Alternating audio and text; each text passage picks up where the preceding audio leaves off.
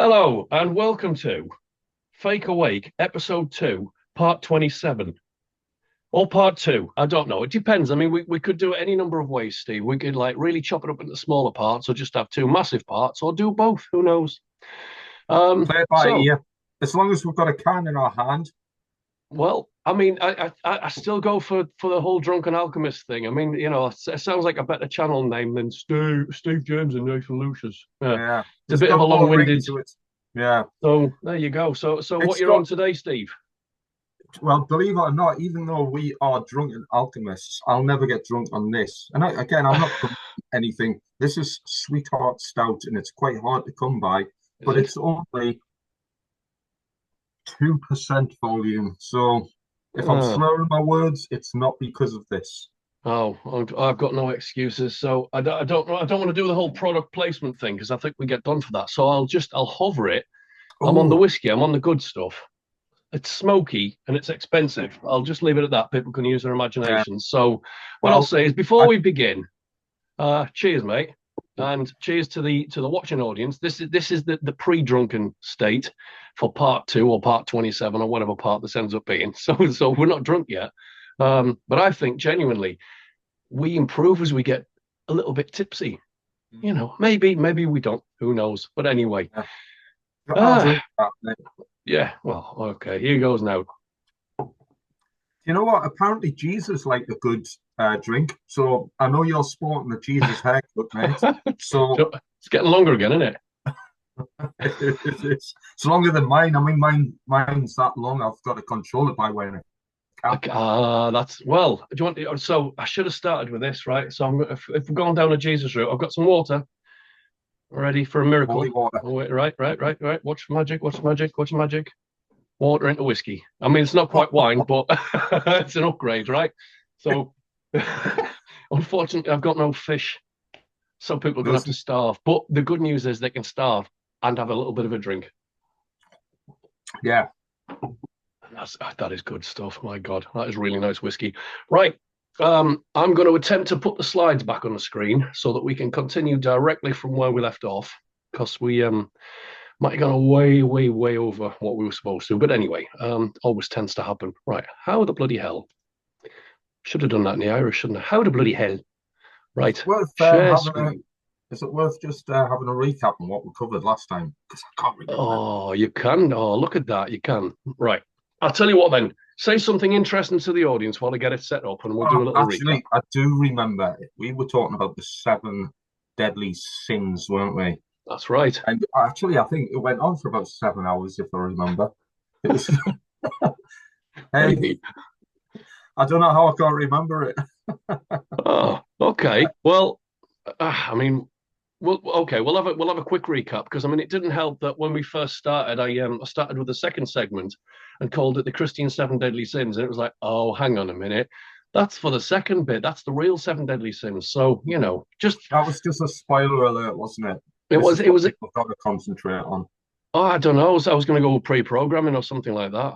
Mm. In this the scheme of the occult will probably get us accused of all sorts. So I figured we'll go for that. So do I need to go through the disclaimers again? I mean, it's like we've done it for part one. Technically, this is like you Yeah, know, stuff the yeah, disclaimers. Let's get into it. That's right. what they keep saying on YouTube videos. Let's get into it. Let's get into it. Right. Okay then. Right. We're ready for this. At least we hope we are. From current slide. And if this doesn't work, I'll blame the whiskey. There you go. And more share. Is it screen share? Yeah, it's that More green screen. green icon at the bottom, I believe. Okay. So you can tell we're totally tech wizards over here, right? Share and screen. All right. Has that come on the screen? Not mine. Is it on yours? No, sorry, mate. Oh, oh, this is a new logo there. All right then. How about now? Ta-da! There we go. Oh, I'm lost. Well, A second. there you Oh, go. yeah, That yeah, looks about right. I did see Right. it. That. Okay. All right. So there's a little bit of a recap before we go on to what the real seven deadly sins are, and then we'll go on to something slightly different, but I would say solution based. So just as a recap, so the information that's been presented in Fake Awake podcast is based on the book Fake Awake that Steve and I have written. It's largely, so far, it's been based on chapter 4, which is a condensed version of what we're trying to get into throughout the entire book, which is to change your way of thinking, to change your perception on things, and to point out some obvious flaws within the movement. Just as I will put a slight disclaimer in there, again, we're not advocating for anything evil, we're not advocating for any harm, we're not advocating for any kind of Satanism or anything like that. We're simply bringing information to people. Some of it is likely going to offend somebody somewhere for whatever reason. I don't think there's a way that we can not offend somebody at any point in time. It seems in 2026 that people are offendable for God knows how many reasons. Just to be clear on it, we're not doing it to offend, but it's probably going to offend. So there you go. Disclaimer done for that one.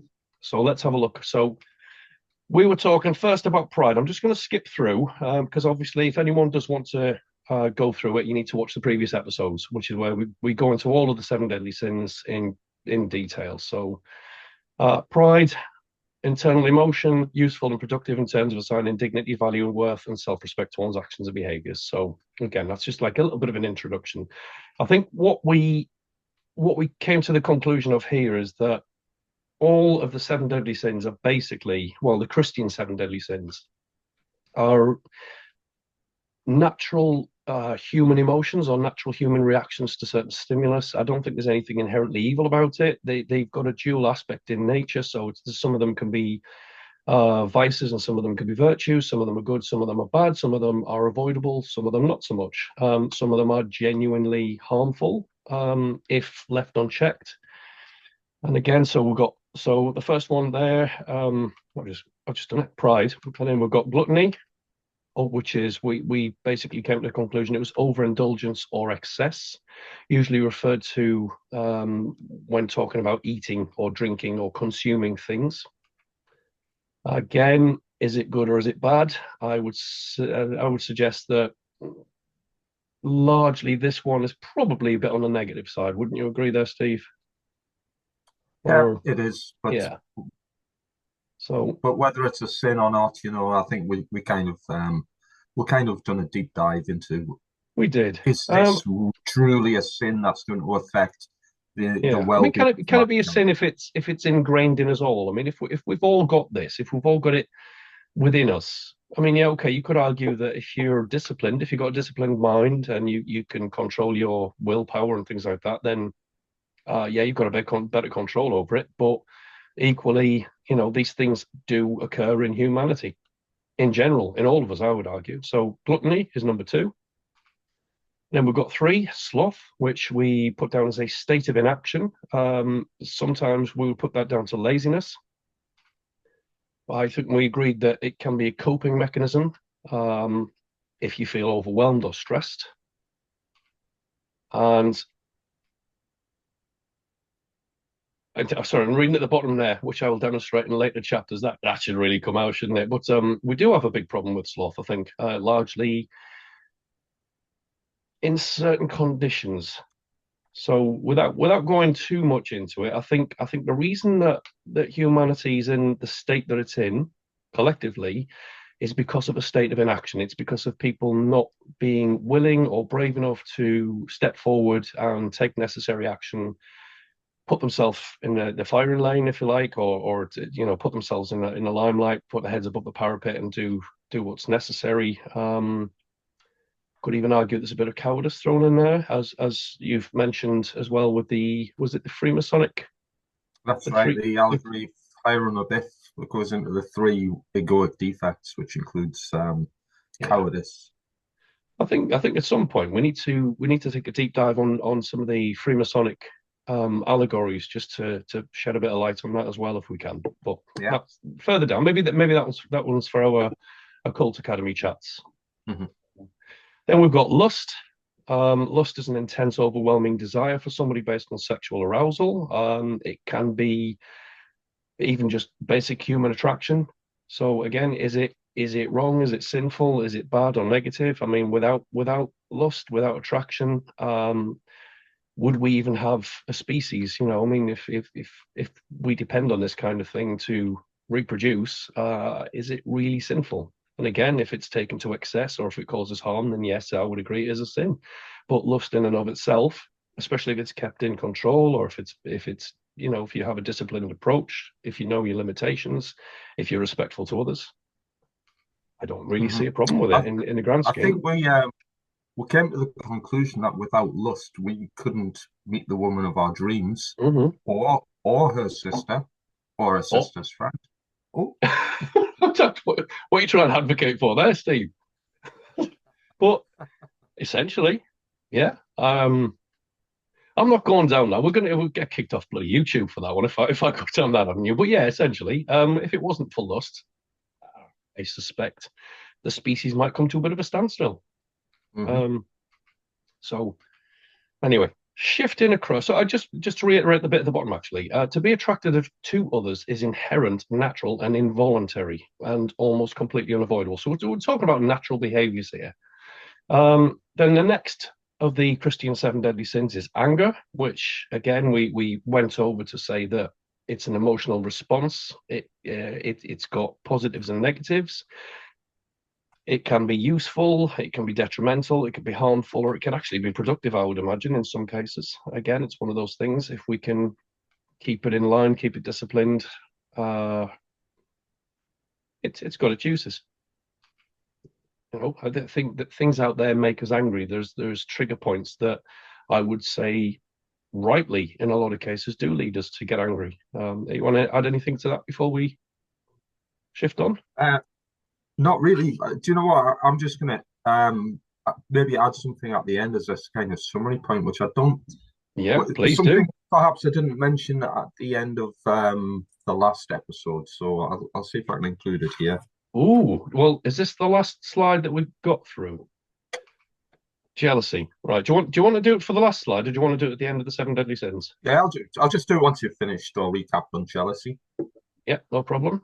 Jealousy, again, on the surface, jealousy can be undesirable, but it can also lead to positive outcomes. So it can lead to self-improvement. It can lead to one's being self-motivated to improve oneself so that you can go out into the world and do what's necessary to acquire the things that you would like, that others have that you maybe want. I personally, I would say it was more detrimental. As I said, again, not sinful because I think we all get jealous at some point in our lives. In fact, I think we do it um, quite frequently as a species. I think quite often we get jealous. But then, in a society that's molded around capitalism, materialism, selfishness, narcissism, even when we have social media promoting me all the time, I genuinely think that jealousy is going to be an inbuilt reaction to a lot of that.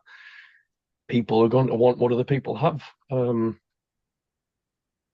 Again, if if it's within all of us as a species, is it sinful? Well, let the viewer decide that one. I mean, we kind of went into that in quite a bit of depth as well. So that's the end of jealousy. It can lead to covetous desire, theft, and physical damage, which of course are all negative things, and could lead to violation and trespass against others, which is definitely, I would argue, sinful. So what are we doing? Greed. There you go. This is the seventh. This is the last one. So greed, self-indulgence, avarice, and covetousness, or covetousness, whatever you might say that. Much in the same way as jealousy, it's kind of wanting more constantly. It's wanting something that you don't have, but perhaps it's never being satisfied, is it really? I would say it's always wanting more. The more you have, the more you want, unless you can keep it in check, keep it in control, in which case discipline plays its role and greed goes away, I suspect. Greed can be very destructive and I would say is largely based on selfishness. Service to self, which is what we said in the previous one, is a satanic tenet, which is selfishness, service to self above others, not having to deal with the consequences of your actions, things like that. So there you go. I think that brings us up to scratch, doesn't it?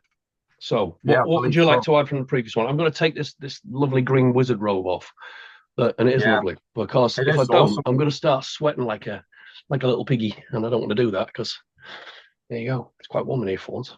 Anyway, Yeah, I mean, we mentioned quite a lot of things on the last episode, yeah, but I'm not sure if it came to me afterwards or whether I just failed to mention it. But I think the you could argue that the Christian seven deadly sins do in some way tie into you could say egoic weaknesses. I mean, being the ego is a massively important aspect of our human experience, and I'm not saying we need to get rid of the ego. A lot of people might say that in truth circuits. We're not advocating for getting rid, the removal of ego. That's yeah, ridiculous. But it, but it would be prudent to be in control of one's ego because if we go down and follow or we are trapped by the seven deadly sins in our day-to-day life or function, we are, in a sense, feeding our egoic desires, and we need to be in control of our ego in order to progress on the yeah, spiritual plane. And it's interesting as well that there are seven deadly sins, and of course, that number is massively important in yeah, occult study. It kind of it almost qualifies as a number of completion of a sort of circuit, a pathway that is involved in many aspects of such even bodily function, you could say, such yeah. as the seven chakra Well, chakral you've energy got your centers. yeah. I was going to say you've got your endocrine system as well. Your glands, your glandular, your gland system, which is the seven main glands within the human body that seem to correspond with the chakras. Yeah, I'm sure Which many viewers will already know what the number seven entails in terms of like colors of the rainbow and stuff. I mean, I'm sure many people have heard this many times before, but I think that's an interesting correlation as well. The fact that there's seven. yeah, you all right there? Yeah, yeah, All right. Oh, sorry. I didn't know whether you'd finished, but I mean, take the seven. I'm gonna trigger people with this one. The seven luminaries. But obviously, when we talk about the seven luminaries, we're on about the seven planetary bodies that were observable within the night sky in ancient times. So the seven planets, which would include at that point, the sun and the moon as part of those seven bodies, which are all um,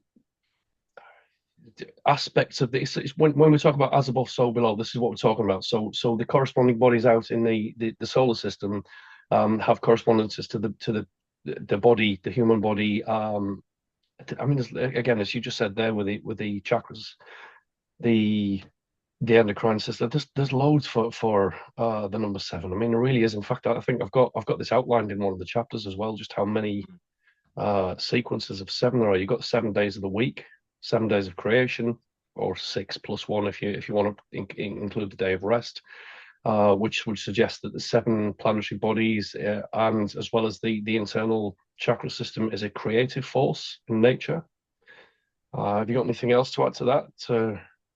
In regards to number seven, I mean, there's loads of it there. I mean, even yeah. sorry, actually, before you answer that, one of the things that I was teaching my daughter recently is that the days of the week all correspond to the planets and the gods. So I mean, it's like you've got um the Greek gods in there, you've got the Norse gods in there, and so they're all named after the planetary bodies as well as the mythological gods that coincide with that. So you've got the French version, which might give you a little bit more of a clear view. So Lundi in French, Luna, or in English you've got Monday, Moon Day, just as an example. Friday, I'm just picking ones at random here. So Vendredi, I think that's correct in French, isn't it? Vendredi, Sunday, yeah, I think, and then so Venus, Vendredi. I don't know if I'm saying that or butchering it. And in the English, we've got the Norse version, which is Frigga or Frigga Day, Frigg Day. So Mm. it's just a couple of examples. So you got the Saturn, Saturday, Sun, Sunday, uh, just for an example. Anyway, Yeah. so I'm prattling. So yeah, I mean, it's Yeah, I want to comment on the ego part of it as well. When people say that the ego is bad and it's evil and we should all Mm. dispel it, and we need to strive after ego death and stuff like that. And one of the things whilst I was writing the book was that actually that couldn't be further from the truth. And so what the New Age often espouses is that you have to go through this ego death and uh, detach yourself from all worldly affairs and don't associate with worldly matters and just be completely spiritual. Well, the problem with that is that we are in the physical realm. We are in the land of matter. This is a material universe, and so I'm not dismissing the fact that there is a spiritual aspect to that, but to say that the ego is bad and we must dissociate from it and we must it to me it's a little bit too fluffy for my liking, because without your ego, I mean, you'll know from your survivalist courses and obviously your time in the army, your time in the Air Force, that without your ego, you're not really going to accomplish much, are you? You kind of need that. I mean, it's a survival backup. It's an identifier. It's like what the Mhm. things that you like. I mean, even your hobbies, the things that appeal to you, your interests, your vices and your virtues, all of these things come under the ego. It's an identification factor, isn't it? I think was it Descartes who referred to it as the id, the Was that self? not? It was. It might have been Freud. The ego and the super ego. Yeah, yeah, I, yeah. That's the it one. Yeah, might have been Freud. I can't remember. could well have been. Well, Yeah. without spouting that one too much because we don't know. A little bit of research, I think, on that one too before we. I don't want to make an arsehole of myself by saying something that we don't fully understand. So we'll have a little check on that one and see what comes up. But I think Yeah. it's a very good point, well made. I think what we should remember as well is to survive on the physical plane, we need to have our not we need to have our feet firmly on the ground. We Yeah, not just our head in the clouds. And again, I know many people in the New Age community will probably be offended, but many of them have only got their heads in the cloud. That's why they can't function, and yeah. that's why there's many conditions on the physical plane that aren't getting addressed because there's not many or there's insufficient amount of people who are taking the corrective actions on the physical plane. It's So a very New good Age point. movement need to take note of that. Well, again, so I'm trying to be nice, try not to offend. I mean, I guess a lot of my views and the occult views would be considered New Age, even though from my perspective, I would say that the New Age has superseded them. It's taken them from the occult and it's Mm, rewrapped them and repackaged them and resold them. But um,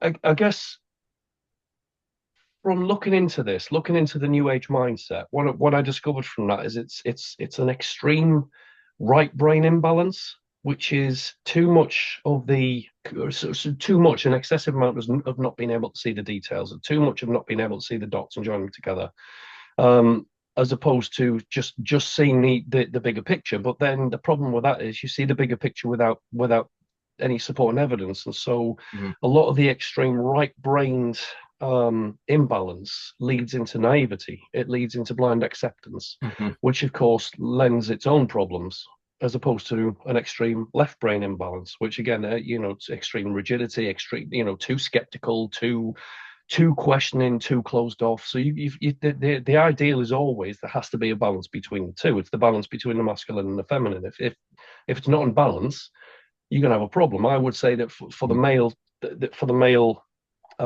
mind, there's going to have to be a slight left brain offset, and for the female, there's going to have to be a slight right brain offset. But again, that is reflective of human nature as opposed to an imbalance. But as an extreme imbalance does lead to this kind of worldview where, for example, somebody says a thing on a YouTube channel and tells you to manifest your own destiny and don't look into the darkness and don't look at anything evil because that'll bring your vibration down, and so many people that I know personally have fallen into this. I mean, mhm, when I used to go up the stand in the park, I'm like, God, I'm going to say that the men were equally as susceptible to that mindset as the women in a lot of cases.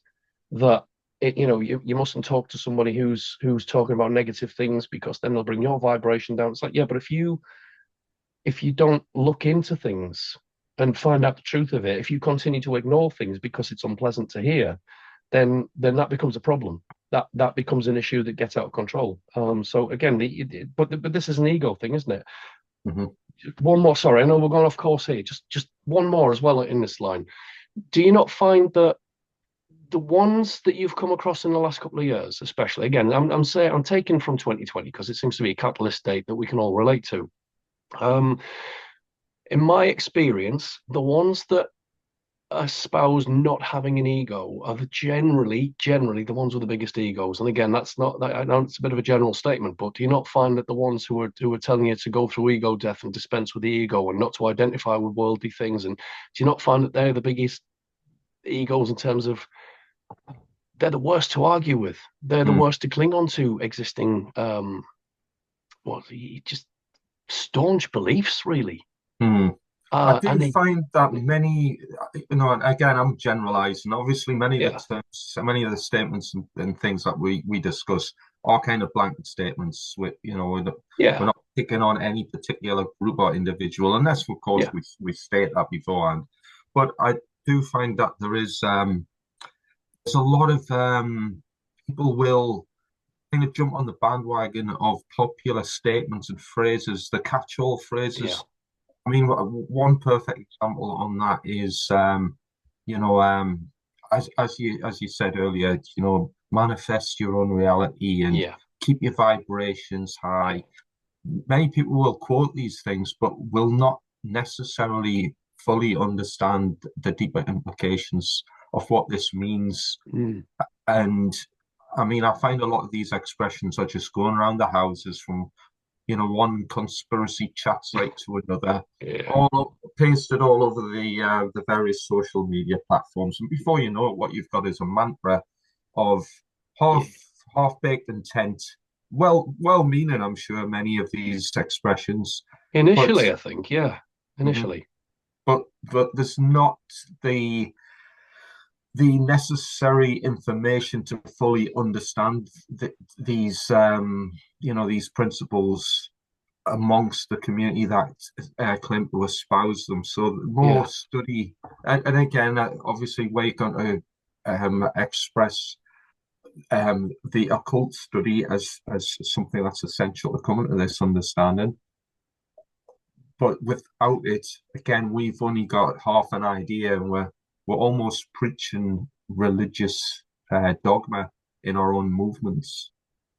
I would say that you're absolutely right. I mean, a lot of this is religious because of the fact that it's blind belief that accepts this kind of stuff without Yeah. genuine, true investigation. And another one of the catchwords is go and do your own research. I mean, well, look, you and I have said it often enough, but I mean, genuinely go and do your own research. The way I mean, when David Icke used to say it, to me, it was like, look, don't take my word for it. Well, he didn't used to say it to me personally. I'm on about like when I used to watch him on the videos, but I would think, well, actually some of the stuff in the beginning I really didn't agree with him on. So I think, well, okay, I will go and double check that. And I'll go and investigate it. And I'd spend a couple of weeks just chewing into stuff, and then I'd come back and go, damn it, he's right. Mm. He's right. Whether that's through books or online articles or even videos. I mean, yeah, okay, it's the Internet of Things, and there's a lot of stuff on the internet that's complete horseshit, but it doesn't mean everything in the internet's horse. There's a lot of good stuff on video format. Mm. There's a lot of people out there that know what they're talking about. A lot of people, I mean, it is a growing movement of people actually genuinely seeking out and putting the right information out there. It does seem to be improving over the years. But, one of the things that I found a little bit ironic about the new age, and, the whole vibe high, keep your vibrations high. And then they've got this consciousness graph. I've actually got this in the book as well. It's like a triangle, it's a consciousness Mm. triangle. And it starts off in the low, guilt and fear, and then it goes up to acceptance, love, and open-mindedness, and just all of that. So it up this scale, and so the irony of it is when the new age says that they don't want to talk about anything negative because they're afraid that it's going to bring their vibration down, then they're already in that lowest state of consciousness, which is fear. Mhm. Because anybody who is truly vibing high, anyone who's truly genuinely authentically positive, and I came across a lot of those as well, and there was a lot of good people that were positive but also grounded, and that's a completely different outlook. But it would be it's almost like they're afraid of the darkness, which means they're already in that position where they can't look into the darkness. They can't look at the negative stuff because they can't handle it. And so there's the irony of it, which is quite sad if you think about it from that perspective. Yeah, But equally, all of those that are generally vibing high and positive and happy and chirpy and they get through life, which I've got no problem with at all. In fact, I prefer that if I'm being honest, within reason. I don't like it. I don't like it toxic positive. But those are the people who are not afraid to go into the dark. You know, if you're really genuinely vibrating at that level, you're not afraid of talking to someone who's depressed. You're not afraid of talking to someone who's concerned and worried and stressed. And you'll go up to them and you say, right, how can I help? It's, you know, tell me your darkness. Let's explore it together. Let me see if I can pull you out of it, as opposed to I can't talk to you because you're going to bring me down. So one of them is from a selfish perspective of fear, masquerading as love and high vibes, and the other one is genuine high vibration, trying to help people. So anyway, so again, there's hypocrisy in everything, but it's just one of the things I noticed in the last couple of years in the many social groups that I think we're both largely become familiar with. But you know, that's not a dig at anyone in particular, or you know, there's yeah. I'm going to shut up, Steve.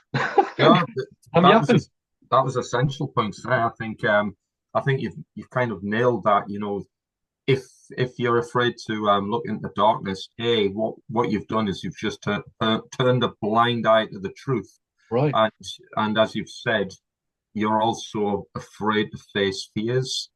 Why? Yeah. If you're so spiritual, then surely you'd want to remedy and rectify these things that you find dark and dastardly. Yeah. That's what we're doing. Well, the thing is, I'll give you a personal anecdote for this one. I'll try not to butcher it. So, what the? My daughter's phone's up here. That's interesting, isn't it? I hope that Oh doesn't yeah, the go off again. parrot. Well, it's bust. The screen's bust. So I've had to swap the SIM card over. That's bloody thrown me off course. It's my daughter's. I'm not into Pikachu. Um, if it goes off again, I'll shift it. Right. Personal anecdote is that I got really ill in 2021, and so for a period where Stand in the Park was at its height, its peak, and I think we had about 50, 60 people coming. And there was one lad in particular, and again, he was one of these. I'm all about high vibrations, and I won't look into the darkness, and I'm all about, you know, Trump's going to save us, the White Hats are going to say all of that. It was all fluff, and he because I was depressed, instead of identifying that, and then instead of trying to bring me up, all he did is hammer, hammer, hammer. He was like, "Oh, you're too negative, and that's why you're ill, and that's why." No, no, I'm ill because I'm ill because I've got some kind of, you know, a health problem that you can clearly see because half of us suffered from it. Um, and I just remember this lass coming up to me. She just said to him, "Right, you go and talk to somebody else." And she came over to me. She went, "He was relentless," and I went, "Yeah." And she said, "Well, I'm not surprised you're depressed." She said, I am genuine. You know, again, one of the genuinely high vibrating people in the group, and so she said, "Right, clearly there's a problem there. Let's discuss it." That was it, and that was a completely different approach. And do you know what? She actually lifted me up. Mm. She lifted my mood. She made me feel better, more capable. She made me feel as if I could go on. I mean, I was really ill, and you know, for a couple of months back in 2021. Mm. And it's just the contrast between, again, I'm going to use the fake awake, the fake high vibers, and the genuine high vibrational positive people, but are also grounded. There's a massive contrast there, and I would say it's the difference between a genuine awakened individual who's you know, I mean, enlightened genuinely, and a fake awake, which is what the book tries to separate. It's saying, well, okay, this is the fake awake, but this is equally, this is the real awake. This is a real awareness. This is the real enlightenment. There's a contrast there, and it's not always what we think it is. Anyway, Mm. so I mean, it's a good point, mate, that you brought up there. I'm glad you did bring that one up because I think a lot of people would probably at this moment in time they can relate to us on this particular topic or aspect, you know. So there you go. Excellent.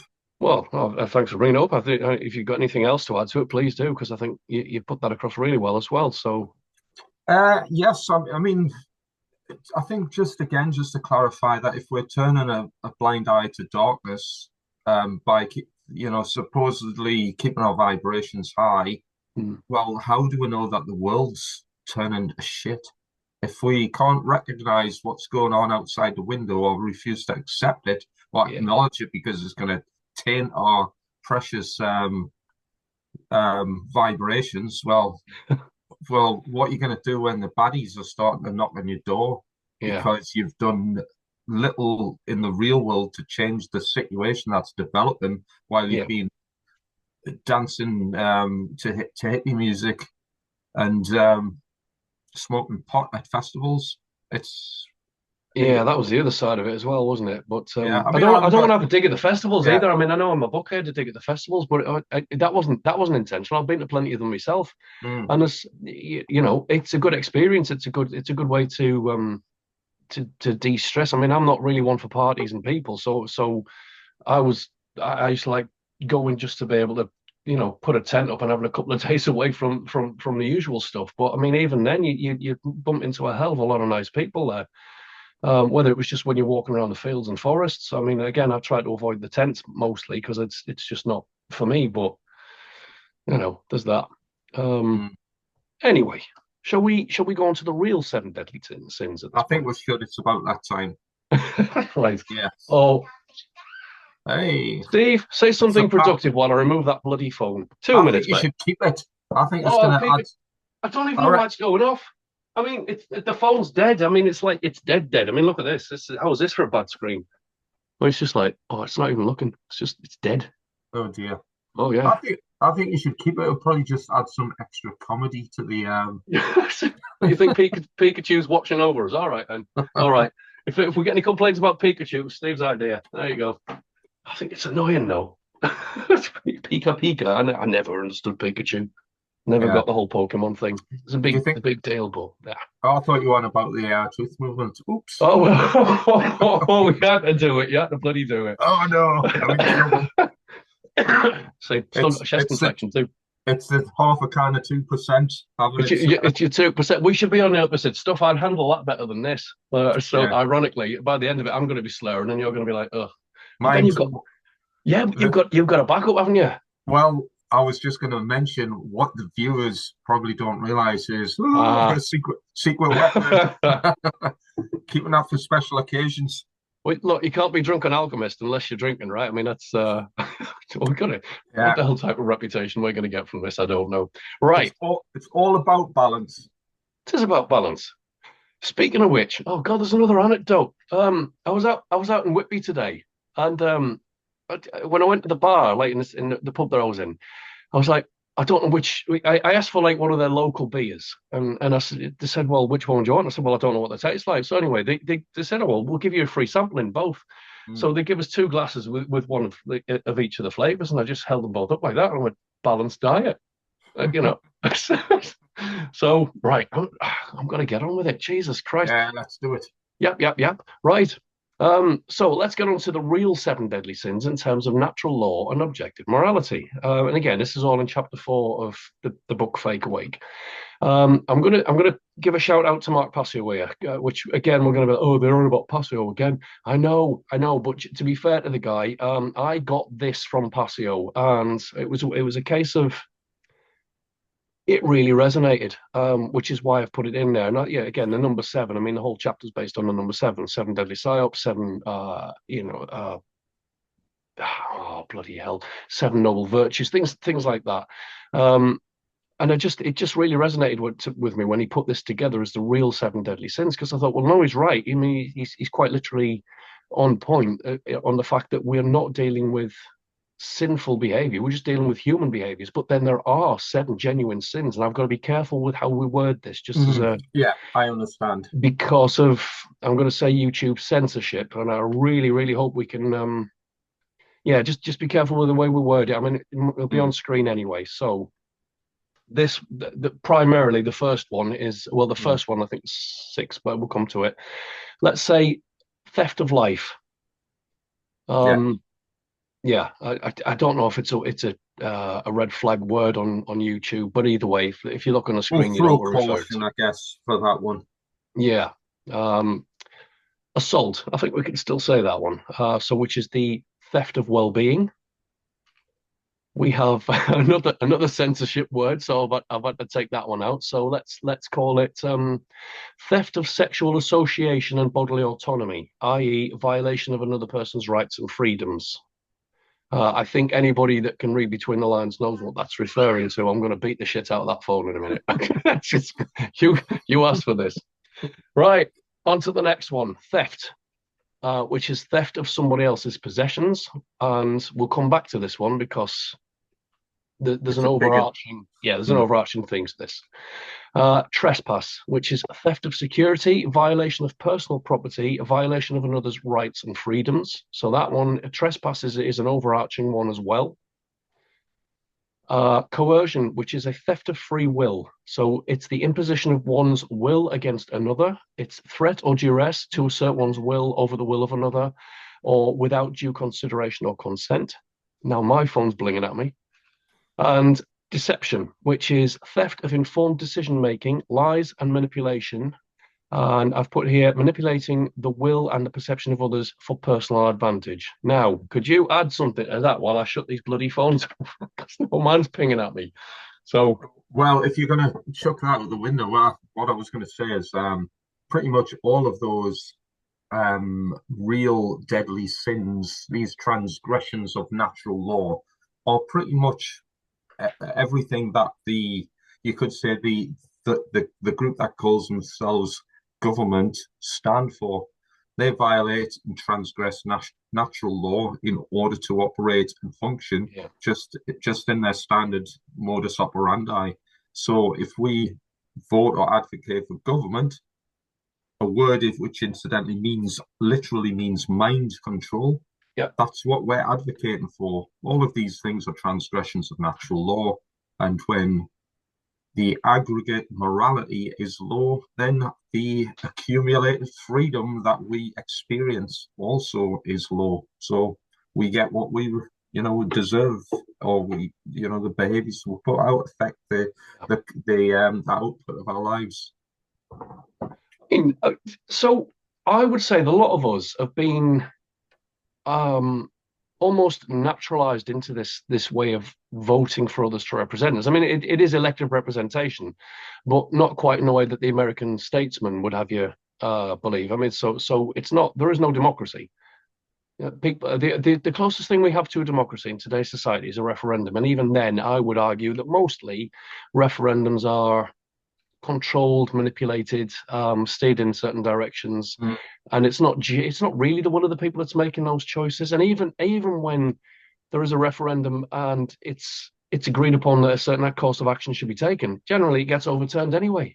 So Yeah. we don't have democracy. But let's look at a couple of things on the list in terms of government, shall we? So Mm. theft of life. Well, that's what warfare is, isn't it? If you're going into someone else's country to steal their resources, I mean that's theft in general. If you're taking away the lives of their civilians, that's again theft of life. I'm not going to say the Mm. word for fear of bloody getting censored. Mhm. Um, Assault speaks for itself. I mean, again, with no disrespect to you, mate, you were a soldier. You can't Mm. be a soldier without being an aggressor, right? You have to be an aggressor. Or you could Exactly. argue that you could be a defender, but a certain level of assault is involved in that. Yeah. And who do the armies work for? I'm not talking about mercenaries and contractors, but who do the armies work for? It's generally the government of a country that they're representing, right? That's what they're sent Yeah. in for. I would say, that, again, number three on the list, theft of sexual association is definitely part of warfare. I mean, if you look at warfare throughout the ages, I mean, from day dot, that was part of it. I mean, that was almost considered part of the terms and conditions of being able to go to war, is that they wanted to be able to do that. And again, I think that's one of the greatest violations in history. Always, there's no excuse for anything on the list, but that's one of the worst ones because that's directly assaulting somebody's person in ways Well, that can yeah. traumatize and ruin. It's just, Yeah. but That yeah, happens. I mean, not in my personal experience, but mm, in warfare, this happens. I'd practically just say every war in history, probably more yeah, so in later history, has had tons of evidence of that, and it's not just yeah, applicable to women. Incidentally, this is also applicable to men, and it's yeah, quite often done as a form of power and humiliation. Yeah, ritualized humiliation. It goes on and it still goes on. yeah. And again, I'm going to say it's been I can't even say it now, prolific throughout history. This one, I mean, Mm. again, if you look at the medieval period or even the ancient period, this was considered a perk of war. This was considered one of the motivating factors to get people to go and fight for the armies. It's like, yeah, well, then you can take your pick of victims. Yeah. Uh, so anyway, I don't want to concentrate on that too much because it's one that I find Well, particularly can I distasteful. just But add one more point before we move yeah, on please from this? do. I would even argue that many of the things that we kind of accept in society, such as being basically getting their body scanned and patted down when you go through customs at an airport, for Yeah, example, is a form of violation to one's bodily integrity yeah, because you've absolutely. basically got. If I went to somebody in the street and asked if I could, rummage around their under their trouser belt, for example, with my hands, just Yeah. to look for things, I'd get punched in the face. But we kind of accept it as a societal, general societal acceptance towards violations of that sort of transgression without kind of batting an eyelid in a lot of cases. I mean, we recently went to Morocco, and I got to be honest, it's been a long time since I've been out the country.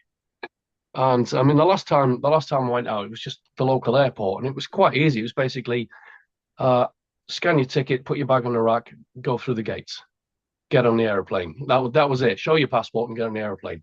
And this last time, it was just like, are you for real? I mean, what was it like? Four scans, four checkpoints, and even then, even when you wait in line for half an hour to get your passport checked, you go Mhm. you're ushered into the next bit, and you go down the corridor, and immediately it's two guards saying, "Right, passport, please." It's like, well, Mm. how do you think I'm going to pass the previous three checks to get to this point? I'm not being funny, but is it really necessary? Mhm. And that's just the passport. And again, just the body scans, the body checks, even rummaging through your bags. I find that quite. Oh yeah, I personally I find that I despise that. One thing I Yeah. despise more is when I see children having the same level of intrusion placed upon them. You know, Yeah. children of all ages having getting pat downs and having somebody else who's not their mum and dad checking for Hmm. things. To me, that's outrageous. Well, especially because they're definitely touching bits that they shouldn't be touching because they might be hiding stuff in certain locations. It's like, oh, come on, please, really. Yeah.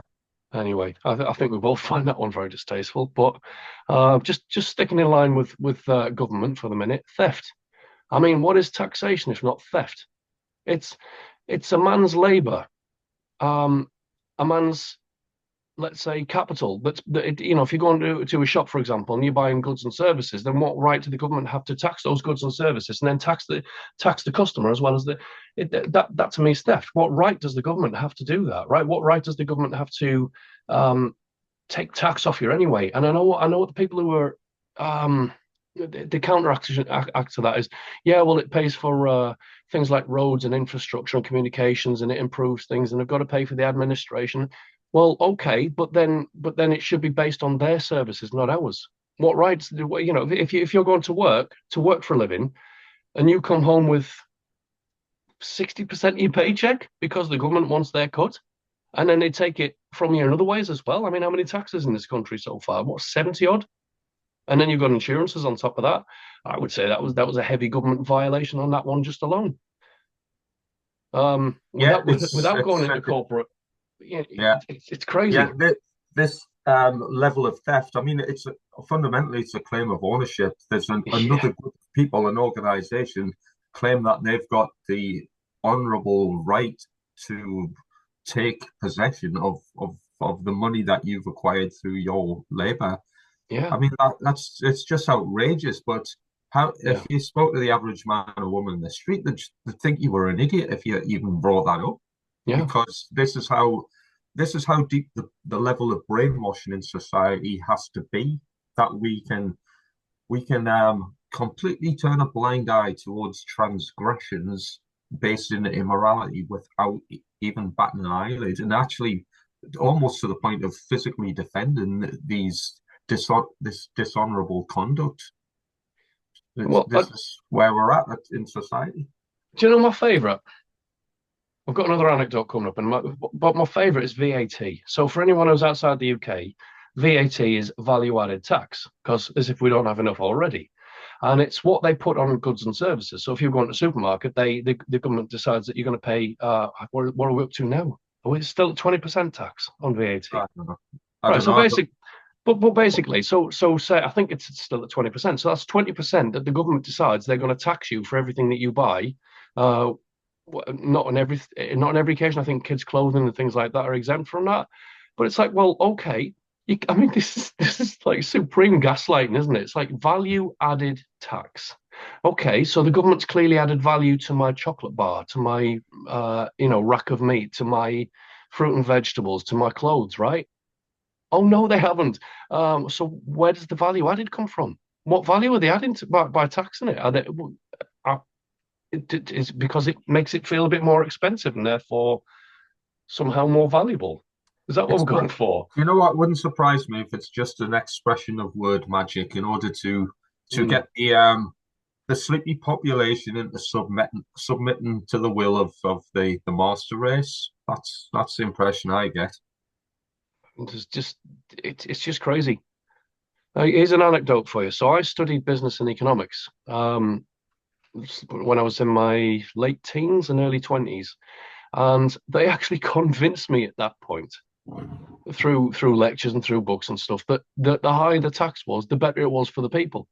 I mean, they convinced me of this. This is something that I only realized in later years. Actually, that's a scam. That's propaganda put in the textbooks and into your lectures so that you believe it straight away.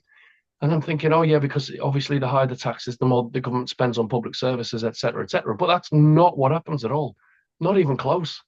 Most of it gets squandered on pointless uh, things, and then you've got the other part of that, which is fraud and corruption that the politicians they're digging into quite frequently and just saying, well, we'll have a bit of that, and the public will never see it and they'll never question it because we're not revealing what's in our books anyway. So, oh, I mean, it's just but there you go, propaganda in motion, right? Mhm. Many of these college lecturers, the people who are kind of advocating for this, and again, I'm economics, money, it's a subject that I've got literally no idea about.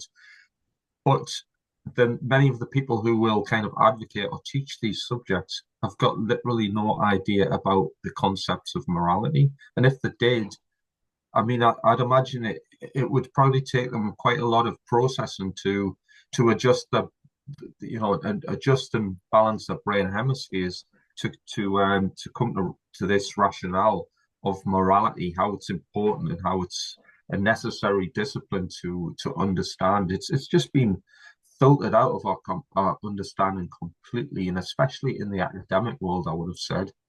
Absolutely. Do you want to know a bit of the irony behind this? Mm, So I had two economics teachers so I was there for 3 years, and I had two economics teachers that they were the same economics teachers throughout the three years. And I got on with both of them very well. In fact, I rate them very highly. One of them was a Freemason. I shit you not. One of them was a mm. Freemason. Didn't There was no secret about it, so there was nothing. There was not trying to hide anything. But obviously, so that was one of the ones pushing higher taxes are good for the country. Also, living and working in Europe was one of the modules that we covered, and that was also being promoted. And we've seen the problems that brings with it. And the other one was an advocate for the Green Party, ironically. But I think he was genuine. I mean, he did Mm. genuinely care for the planet and for nature and things like that. So he was a genuine guy. In fact, I got on with him so well that as much as he was my lecturer, we became close friends. So that All was right. that was a bonus. But I just thought the irony of it is the people that are pushing this, the people that are teaching it and lecturing about it, don't really know how it works, or maybe they did. I suspect in the first occasion, sorry, the first instance with the Freemason, I think maybe he might have known a bit more than he was letting on. But anyway, Mm. I'm not bashing the lecturers. I got on with them well. Yeah. Um, but anyway, so trespass speaks for itself. You go into someone else's country at the behest of your government, that's a trespass. That's just outright. What are you doing there? And yet we're not allowed to go past the borders without being molested, scanned, uh, constantly checked, having our papers checked constantly. I mean, what it takes you about 6 hours to go through that shit, generally, right? It's From start to insane, isn't finish, it? from one end to the other. It's just mad. Um, got anything to add to that one?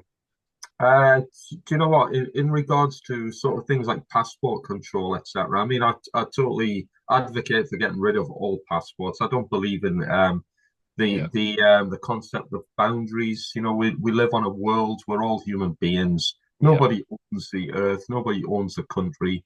Yet we cater for a group of individuals who seem to possess that right.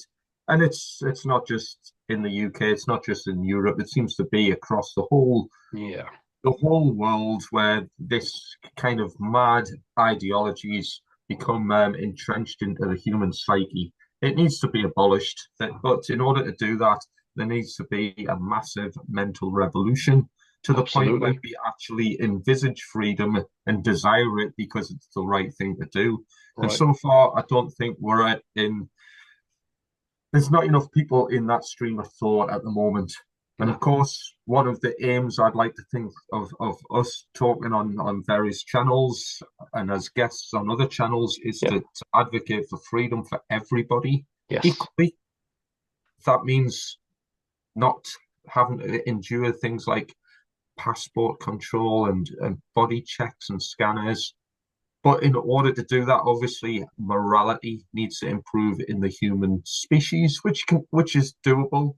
Because as you said, Nathan, and I mean, I think this is something we should um, maybe if we talk about this evening, that'd be great. If Yeah. not at the time, I used to be a soldier, as many people will know as yourself know. So therefore, I essentially advocated and performed by means of action several of the conditions listed in these violations and transgressions of natural law, the real seven deadly sins, the some of the worst ones, and we Yeah. justified that by believing it was necessary simply at the bequest of imbeciles who ordered us to do it. This is nothing more than severe levels of brain damage of mind control. In order to do that Yeah. as a human being and justify it, you have to be under massive amounts of mind control. And again, I was Yeah. probably no different than millions of other people. And this level of mind control is still going on, it's still prevalent, and it needs to come to an end. If we want to consider ourselves a species with a conscience, with a high level of intellect and intelligence, and with care and compassion, all of these things need to be eradicated out of our minds in Yeah. society wide. So, but yeah, I'd like to think that we can talk about some of the aspects that I understand as a result of me being an immoral, Absolutely. order following, bootlicking imbecile myself. So, Well, there's a couple of things to add to that. I mean, so going back to the passport thing, and I'll come back to the no one actually. Right, I'm going to start with the second one. Right, so a lot of that is yeah, okay. It's people's idea of nationalism. It's people's idea that they're doing the best thing for the country, that they're doing the best thing for their families at the behest of their government, who we've been tricked into believing have got our best interests at heart, that they're public servants, and that we're just defending ourselves, and we're trying to bring democracy to the other countries that we're currently invading constantly. But then there's the other side of that as well, isn't there? Which is that the media plays a massive part in that because you just said there it's mind control, and a lot of the mind control comes from the institutions such as radio, or at least in the early part of the century, well, the 20th century. So you got radio, so there was radio propaganda. But before that, you'd have newspaper propaganda, and after that, obviously, you'd have TV propaganda. And obviously, the more widespread the media became, the more widespread the propaganda became, the more prevalent it became. Now, I think there's a reversal of that at the minute. Recently, I've just found out today that apparently the BBC has now lost so many viewers due to YouTube views that they're now trying to make a deal with YouTube. In fact, I think they've already made a deal with YouTube where they're basically going to port over their programs onto YouTube. Which I suspect there's a little bit of trickery in that because they want to pay the license. But of course, I won't fucking, sorry for the language, watch any of their shite, even if they paid me. So I'm still not paying a license, BBC, because there's not one thing on your services that I desire to watch ever. Sorry, the best of your material was Blackadder, and that's way gone down the line. Sorry, Yeah. but incidentally, I've been a bit of a naughty boy. I've been a Oh, naughty boy, not paying me license again. Shit, I really? Oh, know. have you only got one? I get him once a month, mate. But All this right, one, yeah, it's like, right, action's been authorized, and it says you must buy a license. No, I mustn't yeah, because I don't use your services at all, nor would I yeah, want to. Anyway, so right, exactly. rant finished. But the other part of it is going back to passports. Is one thing that I've been thinking about this a lot. So we often talk about natural law in terms of objective morality, right?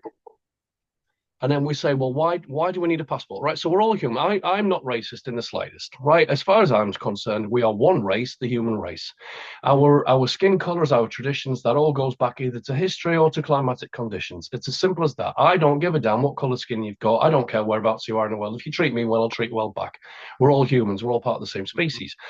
And so it's a bit mad that we've got these pretend lines that we call borders that we can't cross without a piece of paper that violates our identity and our personal details and all of this shit that we've got to go through when we go through customs and passport and all of that stuff.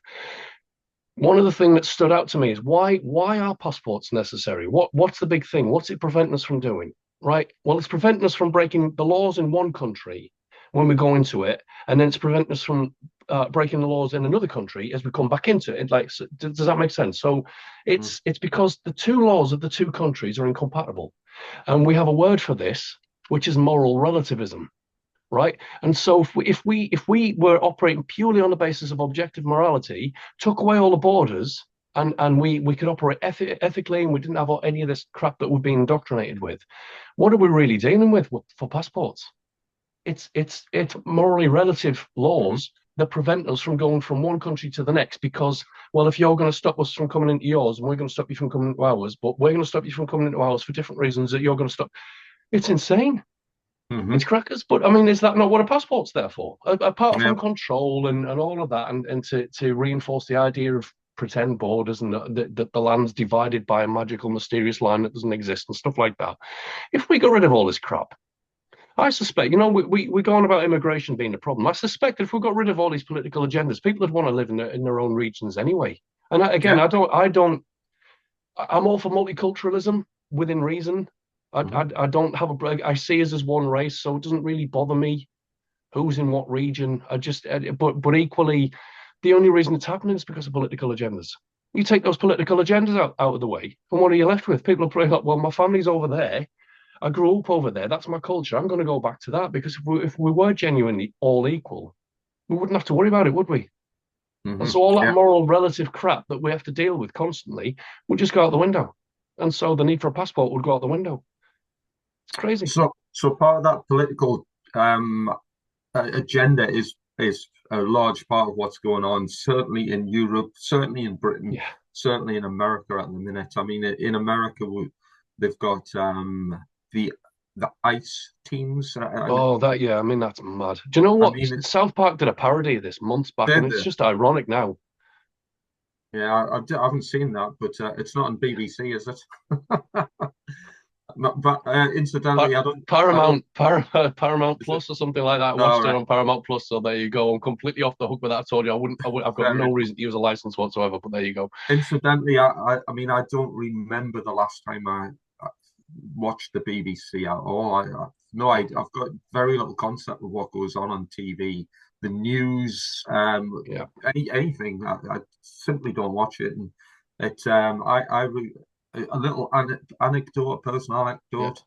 When I was starting to sort of question my reality and some of the fundamental craziness of it all, one of the things I did was I stopped watching TV, and after yeah, about 12 months, it was as long as 12 months, I distinctly noticed that I had a very different kind of brain function. My brain yeah. functioned differently after about 12 months of no TV. And I think it's been well over a decade now.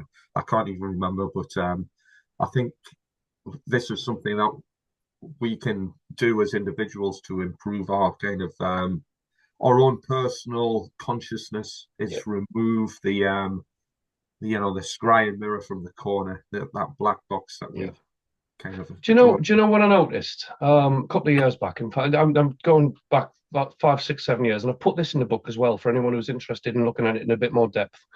But the news media, most of them, I can't speak for all of them because I don't know all of them, but the ones that I was familiar with growing up and when I was in my early 20s and 30s and things like that, the one, when I was getting propagandized and brainwashed and programs or whatever you want to call it, is that most of these news stations have got some very clever tactics that are at play that most people haven't picked up on. And I'll tell you a few now, just off the top of my head. One, they're using alpha wave technology, right? So that's they're putting your brain in an alpha state, which means you're susceptible, right? So you're it's almost like, well, it is hypnosis, and I'll tell you why that is as well. Um, when we talk about polarizing dialectics, we associate it with two colors in particular, if you remember, yeah, which is a blue on the one side and a red on the other, right? So that's supposed to be the opposing sides of the spectrum. You've got the blue shift and the red shift, the blue side of the spectrum, the right, the male, the female, all of this, right? And it's constantly fighting against one another. And so if you're putting somebody in an alpha wave mental state that's making them susceptible, and you've got a globe that's doing constant circles and it's constantly rotating like that. That's a hypnosis technique. But what is it that before each news station does its main story, what does it do? Oh, do they not play some dramatic music or It's something? yeah, it's really sinister, mate. It's right. So if somebody was to Mhm. hypnotize you, what do they do? Oh, get you to look at something and concentrate on something. Right. They get you to focus on something moving, right? So there's the globe, there's the spinning, right? There's your globe, there's your rings and stuff like that. So focus on that. Noise, beep, Mm, beep, beep, mm, right? And then they mm. count down backwards as they count you back into hypnosis, right? 10, Oh yeah, 9, yeah. Wow, 8. wow, yeah. It's sequential, right? And so you look at that, and again, I can't speak for all the news media because I don't watch them. I'm Mm, not even aware of most of them, but I can speak for the ones that I grew up with in mm, England. Again, in my early 20s, 30s, and even up until all of this, mm, woke me up, or made me aware of stuff. And I thought the sneaky bastards are hypnotizing people. They are genuinely hypnotizing people. They're using sound, they're using countdowns, they're using motion and like sequential. It's all mm. right. And somebody did it. I look at the I can't even say it, mnemonics. I can't remember how you pronounce that. Right. It's a Greek word. And if you really analyze these images that they're using to do the hypnosis, there's some really deep shit embedded in that, right? There's some really dark occult fucking coding embedded within that symbolism and stuff. I mean, just people really done deep dives into it, and it's like holy shit. And you wouldn't think because you're operating on a subconscious level, because you're in an alpha wave state, which you're already Mm. being relaxed and you're already being susceptible to all information that they're giving you from an authoritative viewpoint, mate. I mean, again, it's evil genius, and I'm not It advocating is. for it because I think it's sick, right? But again, it is evil genius, right? They Mhm. figured out a way to tap into the human psyche so that they can convince you, the viewer, that whatever they're spouting is true. And Mm. then people say, well, why do you believe the news? Well, it's hard not to when you're being hypnotized. And anyone who's susceptible to hypnosis, I'm sorry, but they're going to be pounded by that constantly. And please do. Any of the viewers that's interested in this, look at polarizing dialectics, look at spectrum, look at like it's like Well, the color it, spectrum. yeah, the color spectrum. But Yeah. what it's doing is it's bouncing one off against the other. So you're looking at the blues and the reds particularly. Mm. So you'll use the reds for I think it's like emergency, and then you'll use the blue for authority. So it's like Right. the flashing lights when you got your police and your Mm. ambulance and stuff like that. That's authority. Step down, get back. Emergency, authority, right? And they're doing that. They're playing it off against the two hemispheres of your brain, Mhm. which again, it's evil genius. This is basic psychology. When we talk about the occult, I would say at least no, I would say up to at least 60% of the occult is psychology that's been hidden from us, encoded, weaponized.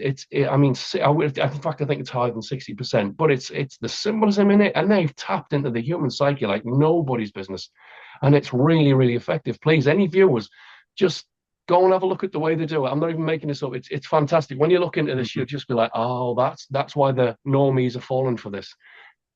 Basically, they don't have a choice. If they're brought into this from their parents or their schools. I mean, look, you get this in the pubs, you get this in the shops, you get this in the streets now. Even you get this on billboards, right? You get this. It's always there. This bloody news media is always there, pounding at you, bang, bang, bang, bang, bang. It's no wonder to me that people are so susceptible to it. I think It's not that it's the yeah. funny thing is as well is the majority of people wouldn't even know that they were brainwashed. In fact, they're This absolutely, is this is how you it know, works. yeah, This is how it works. If you're not aware of it, you're not guarded against it, which means you're more susceptible to it. What I'm saying is, I would say up to 70% of the population, that we call them normies and the brain dead sheep and all that. Actually, I disagree with that. They're completely unaware. They're unarmored against this stuff. They're completely oblivious to it because they're not yeah. looking for it because they've not been told to look for it. But again, there's people like us that we do look into it. It's like, oh, that's how they're doing it. So is it really fair that we blame the people for falling for the propaganda? I mean, I genuinely can't say that in this instance. I mean, some of it's just obvious, isn't it? But in Mm. this case, it's really not the fault of the people. It is Yeah. nefarious manipulation tactics and occult psychology being weaponized against the people to brainwash them, modify their behaviors and their opinions and their beliefs and all that stuff. And it's just, I'm not surprised. I mean, we're really, really up against the walls. And if you're not aware of it, Yeah. which is why we say, Steve, and sorry, I'm on rant mode here, which is why we keep saying, if you avoid the darkness, if you don't look at the problem, it's just going to keep getting worse. And that's the problem here is point in fact, right? Is that people are not looking at the problem. So therefore, they're not dealing with the problem. They're not aware of the problem, and it's going to keep hammering them. It's going to keep being a problem. It's going to keep getting worse because they've already let them into their psyche, and the damage is already done. Now we've got to snap them out of it. Now we've got to point it out Mm. to them. Not only that, the people who are avoiding darkness, what they're unable to therefore do is then address or educate others how this works. And I think the example you've given there about how the news uses literally uses occult level Yeah, brainwashing techniques in order to hypnotize people, which is exactly what you've said is perfectly true. If this is a perfect example of why we need to be educated and yeah, understanding about how the occult works. I mean, largely a just lot that. of people realize how symbology is a thing, but probably don't appreciate that it actually impacts their rationale of thinking. They'll Yeah, probably a lot of people, the people who claim to be awake, will claim that symbolism will have no impact on them. Symbolism has impact on everybody, which is right. why it's used. I mean, I don't know what the percentage is, but a large portion of our brain picks up on pictorial images and symbols long before Yeah, it's kind of interprets written words or spoken language, which is this is why it's used. yeah. I'm going to give another example here, and this is something that anybody can do at any point. You can turn it on a computer. You can go in a supermarket. You can even go into a pub or a cafe or something like that. Um, you don't even need to go into these places. You can just walk up and down your high street, right? Just look at the amount of symbols that have got things in common. Look at it's like hair products and soaps and things like that, and look at the symbolism on the tail. I mean, I'd get a few examples. I mean, there's Freemasonic square and compasses on a load of soap products, and you wouldn't know that unless you looked at it. Look at car. What's the badges? What's it called? The what's the word I'm looking for? The little the logos, car I know what you logos and mean, stuff like like that. the logo thing. Yeah, Yeah, I yeah, mean, if I know you what you so mean. so just for an example, Toyota, Nissan, things like this, right? Just look at the wording of it, right? And there's a lot of occult symbolism just in everyday products and everyday things that are put on your supermarket shelves that you're not even aware of. Just look at, I mean, cereals in some cases. You look at them, and it just looks like a bowl of cereal with a ring around it or something. And then you think, well, hang on a minute, why is there a ring around it? Or let's say Snap, Crackle, and Pop. What is it? It's three L's, isn't it? Is that three Mm, L's? And God, it's yeah, everywhere. I, I'm not gonna. I don't want to get done for let's say industrial espionage for any of the companies. I'm just using examples for symbolism. Maybe it's not nefarious. I'm not suggesting that it is. I'm just saying that occult symbolism is definitely used, especially by the bigger corporations, and you'll see it everywhere. As soon as your eyes train to pick it up, you'll recognize it, you'll spot it everywhere, and you won't even need to look at the main ones. You'll start to pick it up on your own. And this is where people say to me, well, what can we do about it?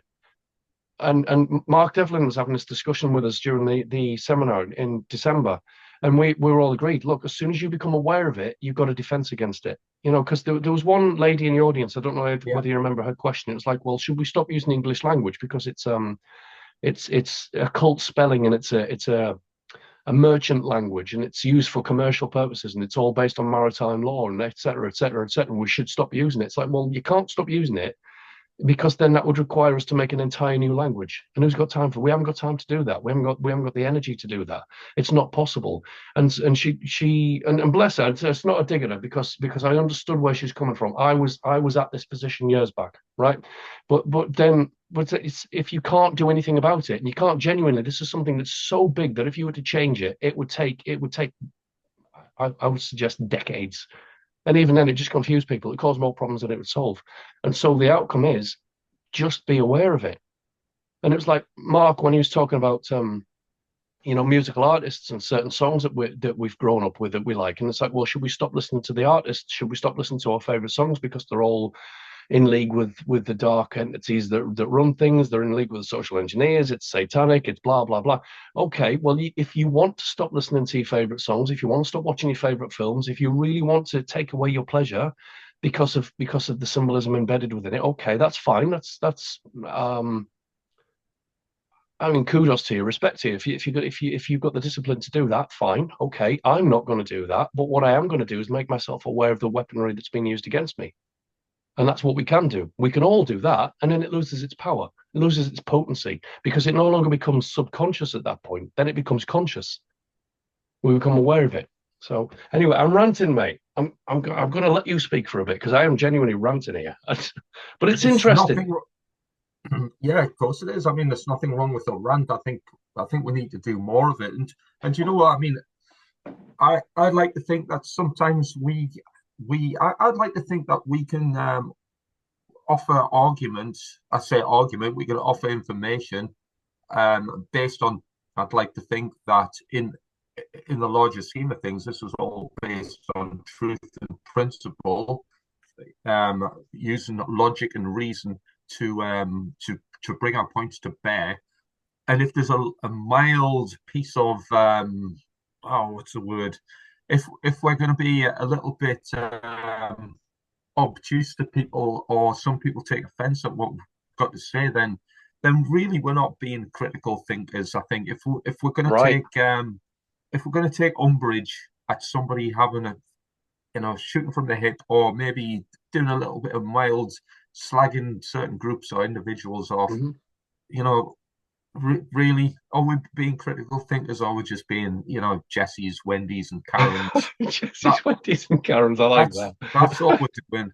We need to have a look, have bigger balls, basically. Stop being pussies, and oh, Yeah. is that the drink talking? Well, I mean, I got no defense. I got no defense. The spirits Yeah, are coming in. Shit. I mean, Nathan, as you know, I used to be a soldier. Yeah. I think so far I've probably went. I don't know what we've been talking for, an hour or maybe more. I I got don't no think idea. So I've look, I don't think I've sworn yet. I yeah, don't about even an hour and think. a half, I reckon. I Ish. would say if during our recent discourse, during this presentation, I don't think I've sworn much. It might have been the odd thing. Oh, I'm terrible for it, especially when I get going. So Yeah, well, when I was a soldier, I couldn't string a sentence together without effing and blinding. So I'd like to think that we're presenting our understanding or arguments or information without being too, loads of people say we're dead negative, we're black pillars with this and with that, we're advocates yeah, of the dark cult. I mean, it's getting like a broken record now. These people, a lot of these people yeah, to me now, and again, I'm going to maybe sound a little bit negative here. A lot of these people now are just exposing their own stupidity at this stage in the game. We've got to Yeah. be critical thinkers, stop taking umbrage at certain colourful language. You know, it It's needs to again, it's that, stop. oh, you're being negative because you're swearing. All right, well, then don't listen to me then. Because you're Mm, not, if what you're going to take away from what I'm saying is the language that I'm using, as opposed to the message that I'm putting out there, then clearly we're on a different bookshelf. You yeah. know, if and I look, I get it, and yeah, maybe swearing's not the best way to express ourselves. I'm not. I swear far too much when I get passionate.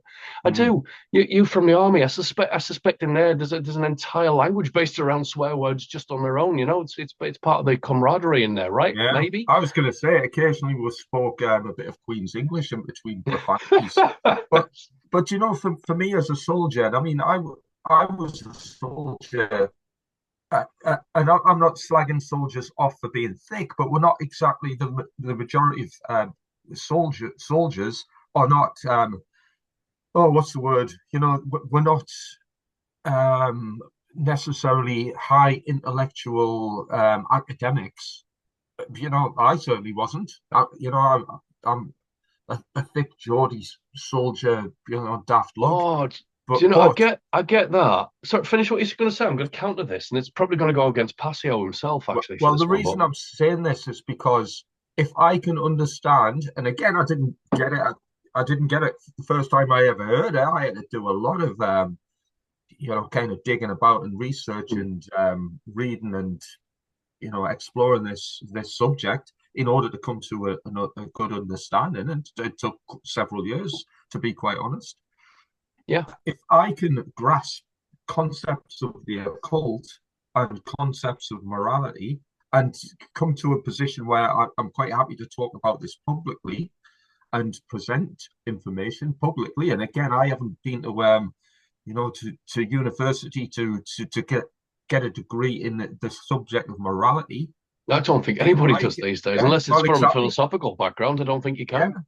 exactly. But again, if without that background, if I can present this information with my background as being a non-academic, Hmm. then this material is open to anybody. And Yeah. and frankly, if we express our points with a little bit of colourful language in between, I think this just adds a kind of an everyday homely dimension to what this is about. We don't have to be, the geniuses to get this information. I hope that makes sense anyway, Nathan. No, it does, but I'm gonna put two. I want to add something to that. So two things, right? So I'll come back to the language bit. Just remind me, fake awake language, right? Anyway, so I know that we often say that there's a problem. Okay, order followers are a problem. They're part of the system, and without the system, order followers, the system wouldn't thrive and be able to do what it does. However, I think I've said to you on multiple occasions, the army can come in very, very useful for certain things. I mean, it teaches you skills, it teaches you trades, and I don't think that people in the army are thick. I don't think they're thick by any measure. I just think that they're more susceptible to the propaganda, let's say, because of potentially family beliefs and societal beliefs and whatever they've been programmed with. I don't think they're thick at all in a lot of Mm, cases. Um, equally, it teaches you discipline, it teaches you skills, it teaches you independence, it teaches you to be proficient. Those things. So if you had not an army necessarily, but a defense force I mean, these are very useful things for assisting people to survive in the world, right? And it's yeah. done. And again, I know maybe Mark Passio would disagree with me on this one, and it's not to disagree with him about order followers, but again, there are good things that can come out of a military career. I think it's done you the world of good in many respects. I mean, look, you're coming on this podcast. You're going on other podcasts. You're writing books with me, and you're putting across what you have learned from being in there, which is, I would say, invaluable. A lot of the stuff is war tactics and war strategy, and you're bringing that information, saying, look, this is how they do it. Hmm. This is what they're using against you. This is how they get people to do what they're told. This is part of the we break them before we can remold them in our image to do our dirty work, right? It's all that, and you're bringing that out, and I would say that was invaluable. In fact, I would say that was a gift, if I'm being absolutely honest, mate. I think it's definitely. I mean, some of the things I've learned, and bearing in mind, I'm gonna massively kind of put a disclaimer here. I'm not giving away trade secrets. I'm not Exactly. trying to convince anybody that I once went on a course with NATO and I Mhm. learned how the Illuminati functions in society. I was never given the secrets of the dark occult and told that, oh, by the way, we're manipulating the human race in order to bring You about mean they X, didn't Y, give you Z. the handbook? They weren't just espousing it. Just they weren't teaching you it in a secret lodge somewhere. Sadly, not. But Oh, one thing, I mean, damn there's it. many things I could kind of bring to the party in a lot of useful aspects. But one thing, and again, this is open source information, so I'm not giving away trade secrets here. But how military, how battles are conducted, how war is Yeah, conducted. These are all principles of war which anybody with a computer or the internet can yeah, go and download or find out for themselves. If we were to look at how the principles of war or how warfare is conducted, could come to a very straightforward understanding of how, let's just say, the secret societies, government, the dark occult, whoever it may be, the people who are or organizations who are doing the dastardly schemes, how are they performing their actions? Well, yeah, they're using principles of war. They're using something we could understand as cognitive warfare, and yeah, I'm sure many people could understand just through that expression what that entails. It's essentially we're having our brains molded into a pattern of behavior that's going to fit with an agenda for a certain class of people yeah. who have got nefarious reasoning behind what they're doing. I We mean, need to come to that conclusion and and mitigate that by doing something about it, not just cowering in the corner. And again, I'm kind of exposing the new age movement here or highlighting the new age movement here as ignoring this. And when you're ignoring this, you're just going to get nailed. You're going to get beaten and destroyed yeah, because you're acting like a loser. You've got a yeah, loser's mentality. You're ignoring information because you think it's gonna turn into darkness, and it's yeah. gonna, the fairies and the rainbows are gonna dissipate from your cloud of purple haze. So you're just going to get destroyed as a result of this magical thinking. So that needs to stop. You need it's. I mean, Yeah. I've mentioned it on the Occult Academy as a battle winning mentality. Which I mean, and you do it, mate. I've got to be honest. The stuff that you do on the group is just a star, right? I mean, it really is valuable information, and I mean, you especially get a lot of fucking positive feedback for what you're doing there, which means the people that want this information, they're listening to you. I know they're listening to you. They're listening to me because they're feeding it back to us. And some of them, they're not only feeding it back to us, they're adding to it. And that's the best bit. When they outdo us and they feed it back, that's brilliant. That is Yeah, really brilliant. Um, but just to, and again, I know it sounds like we're bashing the movement. We're not. We're trying to galvanize the bugger. We're not trying to put people down. We're not trying to stand them down. We're trying to say, look, there's a problem here. It's affecting all of us. It's time to do shit because I don't want to live in the world that these social engineers are creating. They've made a royal mess so far, and I'm not happy with it, and you're not happy with it. yeah, There's a lot of things that we can learn from yourself, from people who are insiders and whistleblowers and things like that. Mark Passio himself, I'm writing on about Mark Passio again, but he's an ex-Satanist. You know, I would say from an objective perspective then that perhaps we should be listening to him, especially him, because he knows how they operate within. They should be listening to you because you know how it operates from within. You've got that expertise, you've got that information, and again, yeah, you're not dealing with, you're not giving away trade secrets and things like that, or state secrets. You're not breaking any laws, but equally, the stuff that you're telling us is absolutely invaluable for anyone who genuinely wants to know how to win this. To get our freedoms back, to win this battle that's against our minds and spirits and bodies. You know, we should be asking the people who know how it works, as opposed to the people that say, "Oh, just think positive." Yeah, No, no, no, no. Don't just think positive. I mean, yes, please do adopt a positive mental attitude. Absolutely do that. But if you're going to ignore the darker side of stuff that's causing the problems, and in favor of positive thinking, then we're going to get nowhere. In fact, they're going to trot all over us. They're going to stomp over us as if it's a hobby, right? We're not going to learn anything by ignoring shit. I can't yeah, ignore shit. You know, I want to come to the second, but by the way, well said for all of that. And I think we need to do a specific show just on those, let's say, techniques that the military use that they understand, uh, especially cognitive warfare, physical warfare, psychological operations, things like that. I think we need to do a specific show on yeah. that one I think, yeah, because, I agree. yeah, because absolutely, if you can spot a psyop and understand how it works, I'm going to give someone else a shout out here. I don't know whether I've mentioned this to you in the past. I think you subscribed to him actually. But Chase Hughes. Yeah, yeah, I'm Um, familiar with you, him. Yeah. you can remember the name because it sounds like Chase Shoes, right? Chase Hughes, right? His Hmm. shoes are being chased, right? He's ex-CIA and he's written behavioral ops manuals, psyop manuals, things like this. He's coming out and he's giving you all the good stuff, and he's on YouTube and he's brilliant. His Hmm. mind is absolutely just fantastic, and he's giving you everything. And these are the kind of people that we need to be listening to because they know how it works. They help bloody put the system into motion a lot of the times. These are the people that we can learn the most from. You know, Yeah. there's that. But the other thing is, Is you know, within the New Age movement and within I'm going to call it the Truther movement because the Truther mm, movement and the New Age have largely merged now. mm, hmm. Um, they'll say you've got to be authentic. You've got to be yourself. You got to, don't be a sheep. Don't follow on others.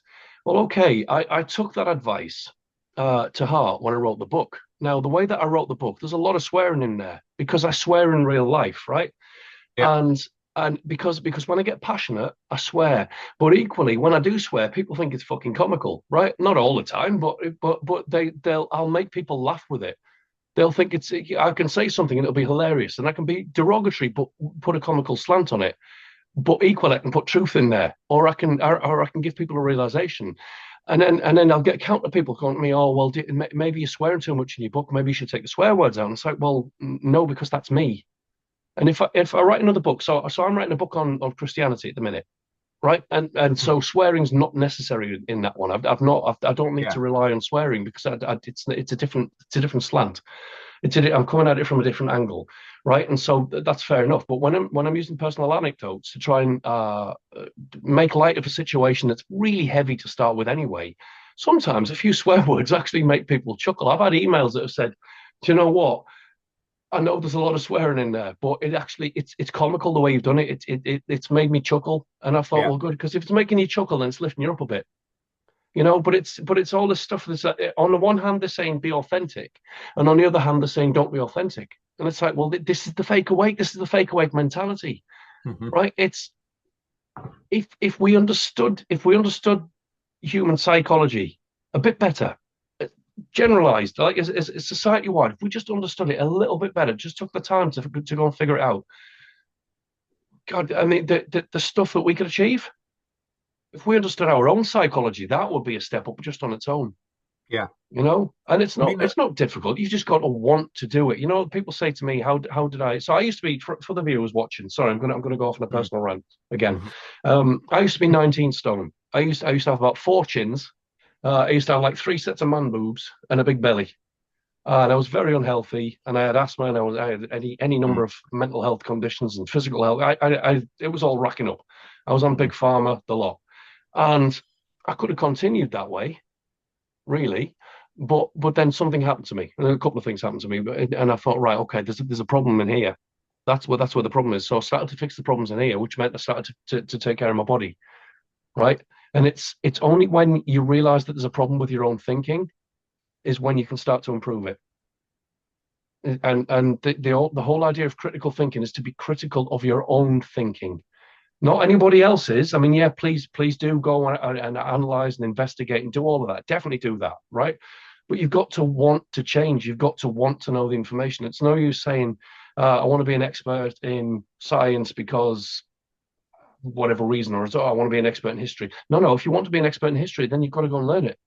and you've got to keep an open mind to it, even the stuff that you don't agree with. And then you've got to start thinking for yourself and stuff like that. It's not easy. The learning curve that comes with this stuff is sometimes so depressing, and it sets you back. It's like, well, I can't do it anyway. But that's just, again, bit of a personal anecdote. But in terms of ignoring the problem, again, this goes back to the seven deadly mindsets that we covered in episode one. And so the seven deadly mindset, again, for any viewers that have managed to stay this far with us, that's also in chapter 4, and we go into it in a lot of detail. And it comes back in the second part of the book as well. And it's ignorance is always the number one sin. If you ignore something, you've already made the biggest cardinal sin going. That is the biggest mistake you can ever make, is to ignore something. But anyway, right, mate. I'm going to bring us back. I think we've enjoyed that. Do you feel a bit better for that? Yeah, for sure. Actually, did we speak about? Did we mention the final two transgressions of natural law? Did we mention Coercion and deception? yeah, did we mention that? Go for it. Hey, have we still mate. got to what? Well, fair enough. Do you know what? Let's start with coercion. I mean, I genuinely don't think we covered this in if we covered it, we could probably cover it a little bit more. And I think A little bit, but please, hey, and just go for it. Yeah, absolutely, go for it. Coercion, the theft of free will. So you've mentioned the term duress there, and I think that's an important one to pay attention to, simply because duress is something though that we as a society rather, a collective, face on a daily basis. It's always in the back of our subconscious, but we probably don't realize it, simply because we've been held under duress since, since before we can remember, essentially. We've always been held under the threat of duress. And one of those, the threat of duress has been as a result of, it enables government, an organization who consists of people like you and I, human beings made out of flesh and bones, just as you and I are, to assert their will upon others by the implementation, even if it's just the subconscious implementation of the use of force or violence, and of course fear. And this fear, this threat of violence, this duress leads us to acquiesce to the will of a more dominant group who are asserting their will upon us. And that will, of course, comes from the heart of government, a word which I continue to remind people means mind control. And this is how it works. This is how mind control works. We get placed in a state of fear, as I'm sure many people in the truth community are all over this now. We realize that they operate by fear. But I think where the problem lies is, even though we realize that this group is operating and coercing people by fear and manipulation, many of us continue to obey and submit to this duress. This is what needs to change. It's not just a mental revolution that's required. The mental revolution drives our actions, and our actions need to oppose manipulators of human consciousness. They need to oppose groups such as government, and we need to come to the understanding that this authority, this so-called self-professed authority, is actually harmful to our daily function. It's causing violence in society. It's causing immorality in society, and this leads to the lack of freedom that we are currently experiencing. Can I give a couple of examples here? In fact, I'm going to give one that if affects, I'm going to say everyone in the civilized, no, not civilized, sorry, that was an insult. That affects everyone in the developed world, which is now currently being third worlded, if you like, which is terms and conditions and small prints. So we operate on admiralty law, which is the law of contracts, really. Effectively, it's merchant law, isn't it? Largely, I mean, there is aspects of common law and civil law, and there's different, there's different aspects of it all embedded into one. But one of the things that coercion especially gets us all on is that when you buy something or when you subscribe to something, the first thing that they do is pop this thing on your screen. It's like, please read our terms and conditions and agree to it, right? Please read the small print. Realistically, how many people do you know do that? Because I Yeah, don't, and there's a reason yeah, I don't. I'm going to come back to that. But how many people do you know that read the small print? probably nobody or very few. Not many people. And so the social engineers, they will say, well, you've consented to it. Now I disagree with this, which is why I make a concerted effort not to read it, right? Because if you buy a product, and I'm going to say like an operating system or a piece of software or even a computer game, a film, you subscribe to a film service. Doesn't matter what you're subscribing to. If you subscribe to something or buy something, and the first thing, as soon as you get it home and you install it, the first thing that pops up, you can only install this if you agree to 7 trillion thousand words of legal jargon and bump. Right, you've got to sit. Who's going to sit there for 2 or 3 hours reading all the small print? And if we did, we would never ever agree to it ever. There's not one single thing that we would agree to. We'd never install an operating system. We'd never install a piece of software. I suspect we'd never agree to anything if we all read the small print. So when we talk about coercion, they've got us by the balls here, or they think they have.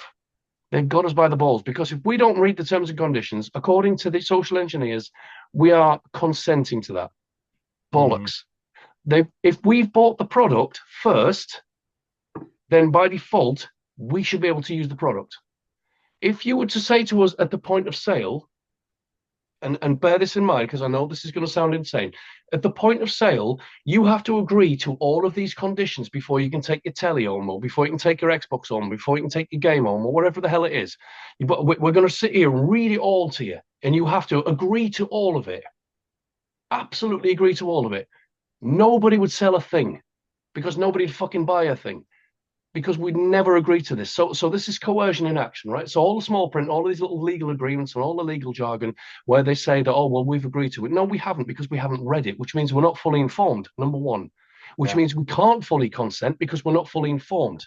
And even if we did fully consent, it would only be through duress and coercion because if we want the thing that we've bought already that you're saying we can't use until we've agreed to it, that's coercion and duress, right? And that's a yeah. massive problem to me. They think they've got us. No, they don't. And so I will because I know our devices are listening to. I know my chip's got a bloody speaker in it in my main PC. In the laptops, they've got speakers on the motherboards, for Christ's sake. They're always listening to us. Our phones are listening to us. They're always listening to us. So I'm saying I am installing this software. I'm clicking the button that says I agree. I do not agree. I'm being coerced into it. I've already bought the product. Why do I need to agree to it after the Yeah, fact? yeah, Bollocks. That there is point in fact of coercion and duress in order to get us to comply with their satanic, evil, sick ritualistic behaviors. And I'm not putting up with it. So anyone who thinks that they've got them by the balls, they haven't. They haven't. Look at me, everyone. Look, they haven't got you by the balls. They just think they have. And the only reason they have is if you agree with them that they have. Bollocks. There you go, rant finished. See the whiskey, it That improves. was a It that was a improves. great rant, that Nathan. Yeah, I'm going to drink to I'm that, going to mate. drink to that as Yeah. well. But this is, when we talk about satanic inversion, right? How people can say that we're satanic because we talk about the occult. No, we are shedding light upon the darkness. We are bringing the occult into the light, and they fucking hate us for it. Yeah. Fuck Do them. you know? Do you know what? I'm going to say that pony's well left the paddock. It wasn't It's a just a big, bit. it wasn't even a big pony, but it's managed to jump out the stable, jump over a massive fence, and it's now roaming free on the Yeah, plains, on the high plains, and it's laughing at the people who think that we're trying to to talk about yeah. dark and evil stuff because that's where we're at now. That doesn't wash with me anymore. I'm just No. gonna literally say if anyone's thinking that, you need to get a grip of yourselves because But that's not the again, but case. there's but there's only a certain mindset that does this. Well, actually, no, there's two. There's two because again, I cite examples in my books and I've changed names, etc.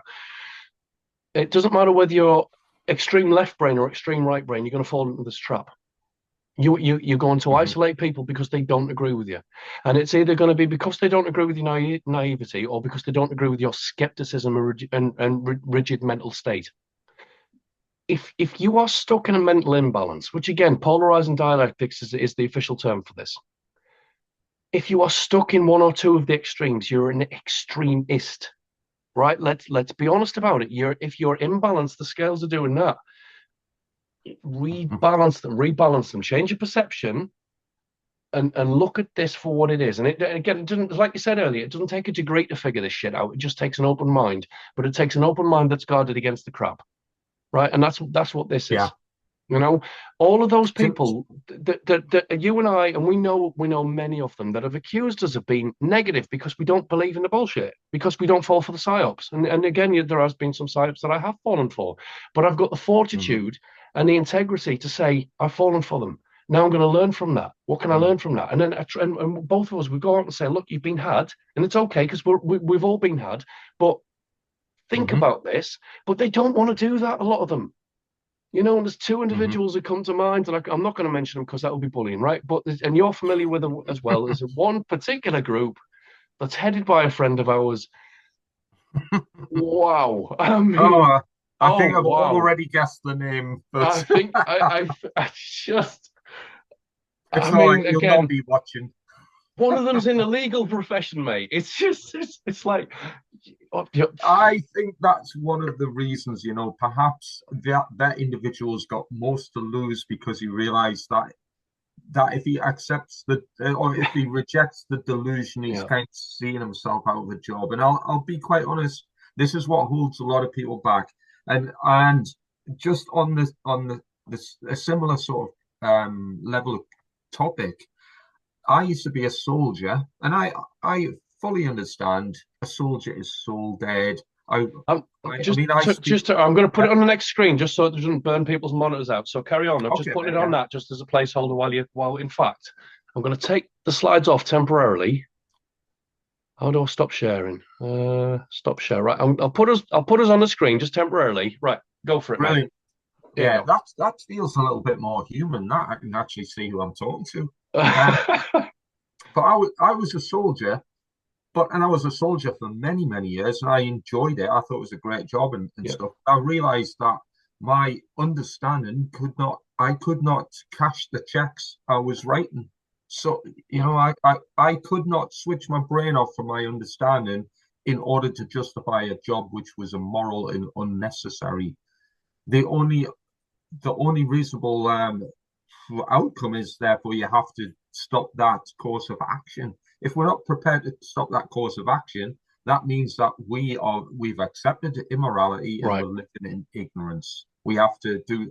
I'm not going to do it because that will really trigger people. But imagine if I was to cover one eye with my hand, as per the Hollywood starlets and the music superheroes, Yeah. the one eye symbology. That's what we are doing. That's what the whole human race are doing. If we're Yeah. justifying our existence in order to pay our mortgage or any other, you know, financial reward for that, this is where a lot of people are kind of failing. And this doesn't just apply to soldiers. I mean, I speak openly and honestly about my understanding and experience as a soldier. I mean, I'd quite happily talk about how many people in the Love and Light Brigade who are Yeah. they don't want to manifest darkness by thinking of negativity. Well, you want to try and get shot at by machine guns um, Yeah. and Slightly realize different, isn't it? and maybe come to a perspective of what darkness actually is instead of "ooh, we can't listen to that dirty word" when there's a machine gun bullets riddling through the walls and flying about not far Yeah. from where your head is.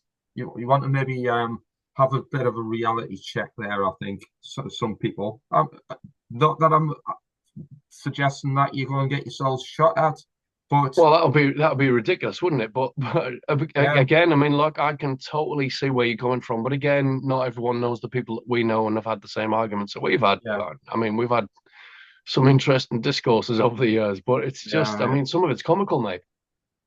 But yeah, equally, comical. equally, how many of the Love and Light Brigade would survive in a situation like that? I mean, because if we're not careful, we're going to go straight into that anyway. I'm going to do something, right? So, disclaimer: I'm not promoting Satanism. I'm not promoting anything. This is not any kind of symbolism or anything like that. I want to demonstrate polarizing dialectics, and I want to show you the key point to it, right? So, imagine an eagle, right? An eagle has two wings. Now, so eagle symbolism, you find it everywhere, right? Mm, Do not read into this as any kind of symbolism, right? If you close your one eye, what are you doing? You're shutting off half your brain, right? Because it corresponds to the other side of the brain. If you close the other eye, you're cutting off that corresponding part of the brain. So there's a phrase that goes with this, which is in the land of the blind, the one-eyed man is king, right? And so if we are following the guy that knows the rules, who's teaching you to shut down one part of your brain and go into an extreme part of it, or doesn't matter what extreme you're in, they want you in an extreme. They want you in a polarized and dialectic state, right? It doesn't matter which one, as long as it's one, choose one. Because as soon as you're in that one or that one, you're going to argue with the other person who's in the opposite side to you. It's always going to be that. And so again, yes, that's going to trigger people. I've put a disclaimer out there to say it's not true. I guarantee there's going to be somebody out there that says, "Oh, look, he covered his eye up." Don't care. mm, Go and have a look and read what I've put in my book. Go and have a look at what I've said in the podcast. Because if you do, you'll understand this better. You mm, know, in the land of the blind, the one-eyed man is king. Well, we need two eyes open. We need a balanced brain hemisphere so that we can go into this with the holistic intelligence and the mechanical intelligence, and we can see the parts and the trees, right? We can see the forest and the trees. That's what we're going for here, because without that kind of understanding, we're stuck and we're going to keep getting manipulated and we're going to keep getting led down the garden path. Whereas mm, it the straight and narrow path leads to enlightenment, mm. the narrow middle path. I mean, this is what Taoism's all about, isn't it? Yeah, exactly. Really? I So, mean, this is. I mean, again, I'm not advocating for Freemasonry, but if you look into see the common Freemasonic symbology, the checkerboard, the pathway of good and evil, yeah, and the three pillars, and then the middle pillar is smaller than the two pillars, one of which is yeah, the sun, the other ones represents the moon, the sun and the moon, or the sol and the mon between the yeah, temples of yeah, Solomon. yeah, The middle pillar is where we want to be, and to attain that middle pillar means balancing the sun and the moon off right. in, which is essentially the non-aggression principle and the self-defense principle. And if you're not prepared to defend yourself because you don't want to manifest darkness into your deluded reality, Hmm. then you're never going to reach that middle pillar. You're never going to balance that yin and yang harmony.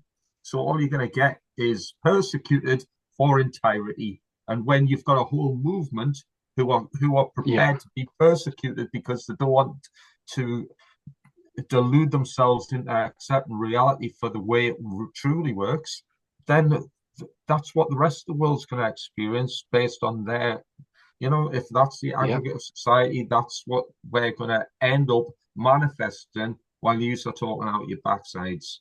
So I hope that's putting things into a little bit of context for some people. If not, tune in another time or read this awesome book, We which haven't finished, you know. There's still I'll more to finish go. then. You all right for another segment? Of course. Well, do you know You what? are. I want to mention, just kind of while it's fresh in my memory, we've talked about coercion. Actually, we're talking about brain mechanics as well. But Hmm. I mean, is it applicable to this presentation, this podcast, or is this another one? Do you think? Well, okay. So I'd like to do another one with you pretty soon, if that's possible, because I want to do one for the Occult Academy as well. Hmm. Um, Now, there's, and again, I'm probably going to butcher the name, Merdin, which you said is Welsh for Mm. wizard, I think. Now Yes, I they've believe so. now so on the Occult Academy Telegram group, this particular individual put a brilliant article up about cognitive biases, mind traps, and critical thinking. And I know that this individual is writing what they've put because I've researched it myself. I came to the same conclusion. I would say a couple of years back, whilst writing the book, in fact, that this is what the problem is. And again, this is population wise. This isn't just truthers that suffer from this. It's just unfortunate that truthers are supposed to be the best of the best, and they're not. Mm, unfortunately. It's I wish they were, but if they could get their heads around this, perhaps they could be. mhm, Um, but so I'd like to go into this in Occult Academy, because when I said that at least 60% of the occult is basically psychology, right? It's really in-depth psychology that's been hidden from us because it's been weaponized against us. I want to go into that because when we talk about brain mechanics and polarizing dialectics and the triune brain, even if you dissect it between neocortex, mammalian, and reptilian brain, that you've got three defaults, and when you're in a crisis situation, your most primal default kicks in. If and then beyond that, your emotions kick in, and then after that, your cognitive function kicks in. So we're already up against the walls anyway, because mhm, we have to overcome two stages of our brain evolution. That's going to trigger people. mhm. But we've got to overcome two stages of our brain evolution before we can even start thinking critically, And so again, I'm not. It's not a dig at people. It's a rallying call. It's a galvanizing. I want to galvanize the movement into saying, right, okay, we can do better. We have to do better, because if we don't, we're in a world of hurt. Well, it starts within. What is it they teach you in the Matrix? What is it they taught you in the old Grecian and Roman and the Egyptian mystery schools, even the Assyrian mystery schools, the Babylonian mystery schools? Know thyself, right? You've got to go within. You've got to do the shadow work. That's what the shadow work is. It's know thyself. You've got to figure this shit out for yourself, and then you can start putting the output out there. Then you can start dealing with the bigger issues. But Yeah, until you've done that, unless you know yourself, you're never going to understand anyone else. And great it's points. absolutely essential. And this is where critical thinking comes in. This is where an open mind comes in. This is where discernment comes in. This is where balance comes in. And I feel like I'm ranting again, but Well, so all so of yeah, these points are essential simply because we are not the arbitrators of all truth and wisdom in the entire absolutely universe. not, mate. You know, I've got fucking imposter syndrome. I don't think I'm anywhere near the level I ought to be at this point. yeah. I mean, we're not professing to be anything other than average people who want to, to Hmm. to do the best we can to help our fellow man from the Yeah, persecution that we're currently facing. And one of the ways to do that is by explaining how some of the psychological warfare that we've been faced with actually works, how we can better ourselves by becoming more robust and resilient to some of right. these attacks. So we're in a better position to not only defend ourselves, but to mitigate this attack Yeah, and to forcibly resist it. And if we don't do something to resist this, and when I say forcibly resist, I'm not saying go and hmm. start sharpening pitchforks, but I'm saying that we can't just rest on our laurels and expect rainbows and Yeah. butterflies to suddenly manifest the fifth dimension. That's just fairy tale speak. It's not And gonna happen. and again, when we talk about the third, fourth, fifth dimension, I'm okay. We are third dimensional beings technically. I would argue that we're fourth dimensional beings because there's a spirit element to that. Mm. But when we start talking about fifth dimension and 5D and ascend into 5D, well, forgive me if I'm wrong, but if you're going to ascend into 5D, you can't take your physical body there, right? Which means you've got to kind of be dead before you can ascend. Well, all right, then you're playing along with the agenda, aren't you? What you're Yeah, saying is, I give up, I stand down, I'll die, and then I'll evolve. yeah. No, no, no, no. Do it now. Do it here. Exactly. So Um, again, there's a lot of fluff and nonsense out there which needs to be yeah, rectified. And unless there's more individuals speaking in the same spirit that we're trying to communicate certain occult level information, then I mean, I was a soldier, Nathan. All I'll say is we're going to get absolutely annihilated. And and yet, the yeah, but we the don't have to. attitude needs to change. Yeah, exactly. We don't have to, because as many people will profess, we are the 99%. Well, it's funny why we're not making 99% of the decisions. Why? Because we're living in 99% fantasy delusion land, and we need to Well, step out of it. there's that. We need to step into 3D reality in order to come to a better understanding of how it actually works. Truth and principle incorporates natural law. Until people understand natural law and embrace objective morality by knowing what it means and how they can adjust their thoughts, emotions, and actions Yep. to participate in that side of nature, then again, we're going to face a losing battle. We need to up our game, and it starts there. Well, it's there and there, isn't it? Again, I don't know whether it's there and there. You've got to balance it. Again, everything's about balance. Wait a Everything's minute, about the middle you path. weren't pointing to your willy there, were you? Was it the what? My Willie? My solar plexus. I'm going solar plexus. Yeah, There you. thought you were pointing to your willy. No. Well, can I? So can I? I'll tell you what I'm going to do. I'm gonna if we're going to go into part three. Well, it was always going to happen. It was inevitable. We're going to do part three. So what I'm going to do is we're going to have a little break. And then we'll come. Are you all right for another hour? Yeah, hell yeah. Wait a minute, Right. I might What need I'll do another. then is I'll get this all converted and saved, and then we'll do part three. But before I do that, before I go, all right, there's one thing I want to say is you're on about there. Essentially, what you're saying is grow a thicker skin, right? And so what it is, the message that's coming through here is it's be like a rhino, right? Grow the thick skin and be unbeatable, right? So if you're in the army, you're never going to survive in the army or anything really at that level. If you're going to be offended by things, if you're going to be upset by things easily, and look, you're talking to the world's greatest snowflake when I was 20 year old. In fact, before I was 20 year old, I was the world's greatest snowflake. I got offended by everything. I got upset by everything. I was so sensitive, it was embarrassing, right? And the only way nature decided, or God decided, the universe decided, you need to toughen up, son. And if you're not going to do it of your own accord, we're going to put you through the trials. And it did, and it was grueling. I think that's the but I'd like to think that I've come out of it better for it. And I have had to grow a thicker skin. I have had to take it on the chin because there's always gonna be somebody that says something that you're not going to agree with. There's always going to be Mm, somebody that disagrees with you. There's always going to be somebody that doesn't like you. There's always going to be somebody that etc. etc. etc. That's just a fact of life. It doesn't change. That's going to be it's the same in 6,000 BC as it's going to be in 26,000 AD or whatever the hell we call it at that point. Doesn't matter. You you're never going to get through this by being a snowflake. What do the truth movement itself? What does it do? It takes the woke mindset, which is a victim mindset, and says that's ridiculous. Yeah, it is.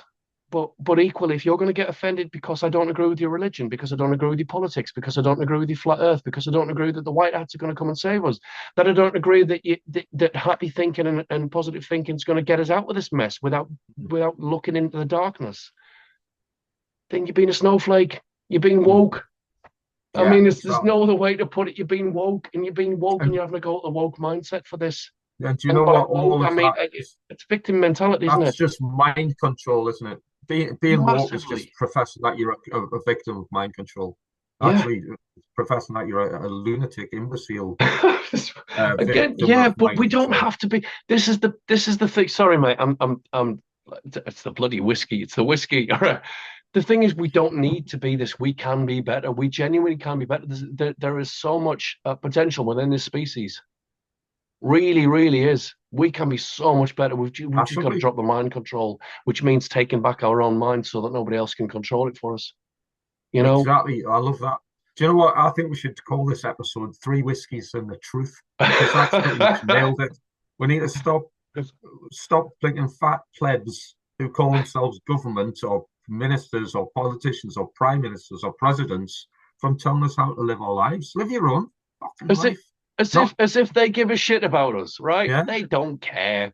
They don't care, and it's okay because they're on their own whatever the hell journey it is. But they yeah. don't have any power unless we give it to them, and that's what Ike's been It's saying all all along. That's what Maxwell was saying. exactly, That's what Passio's been saying all along. The only power that these dickheads have is the power that we give them. Take it away from them. exactly. Stop playing their game on their terms. Be a Yeah. rhino. There you go. I How's that love it. for?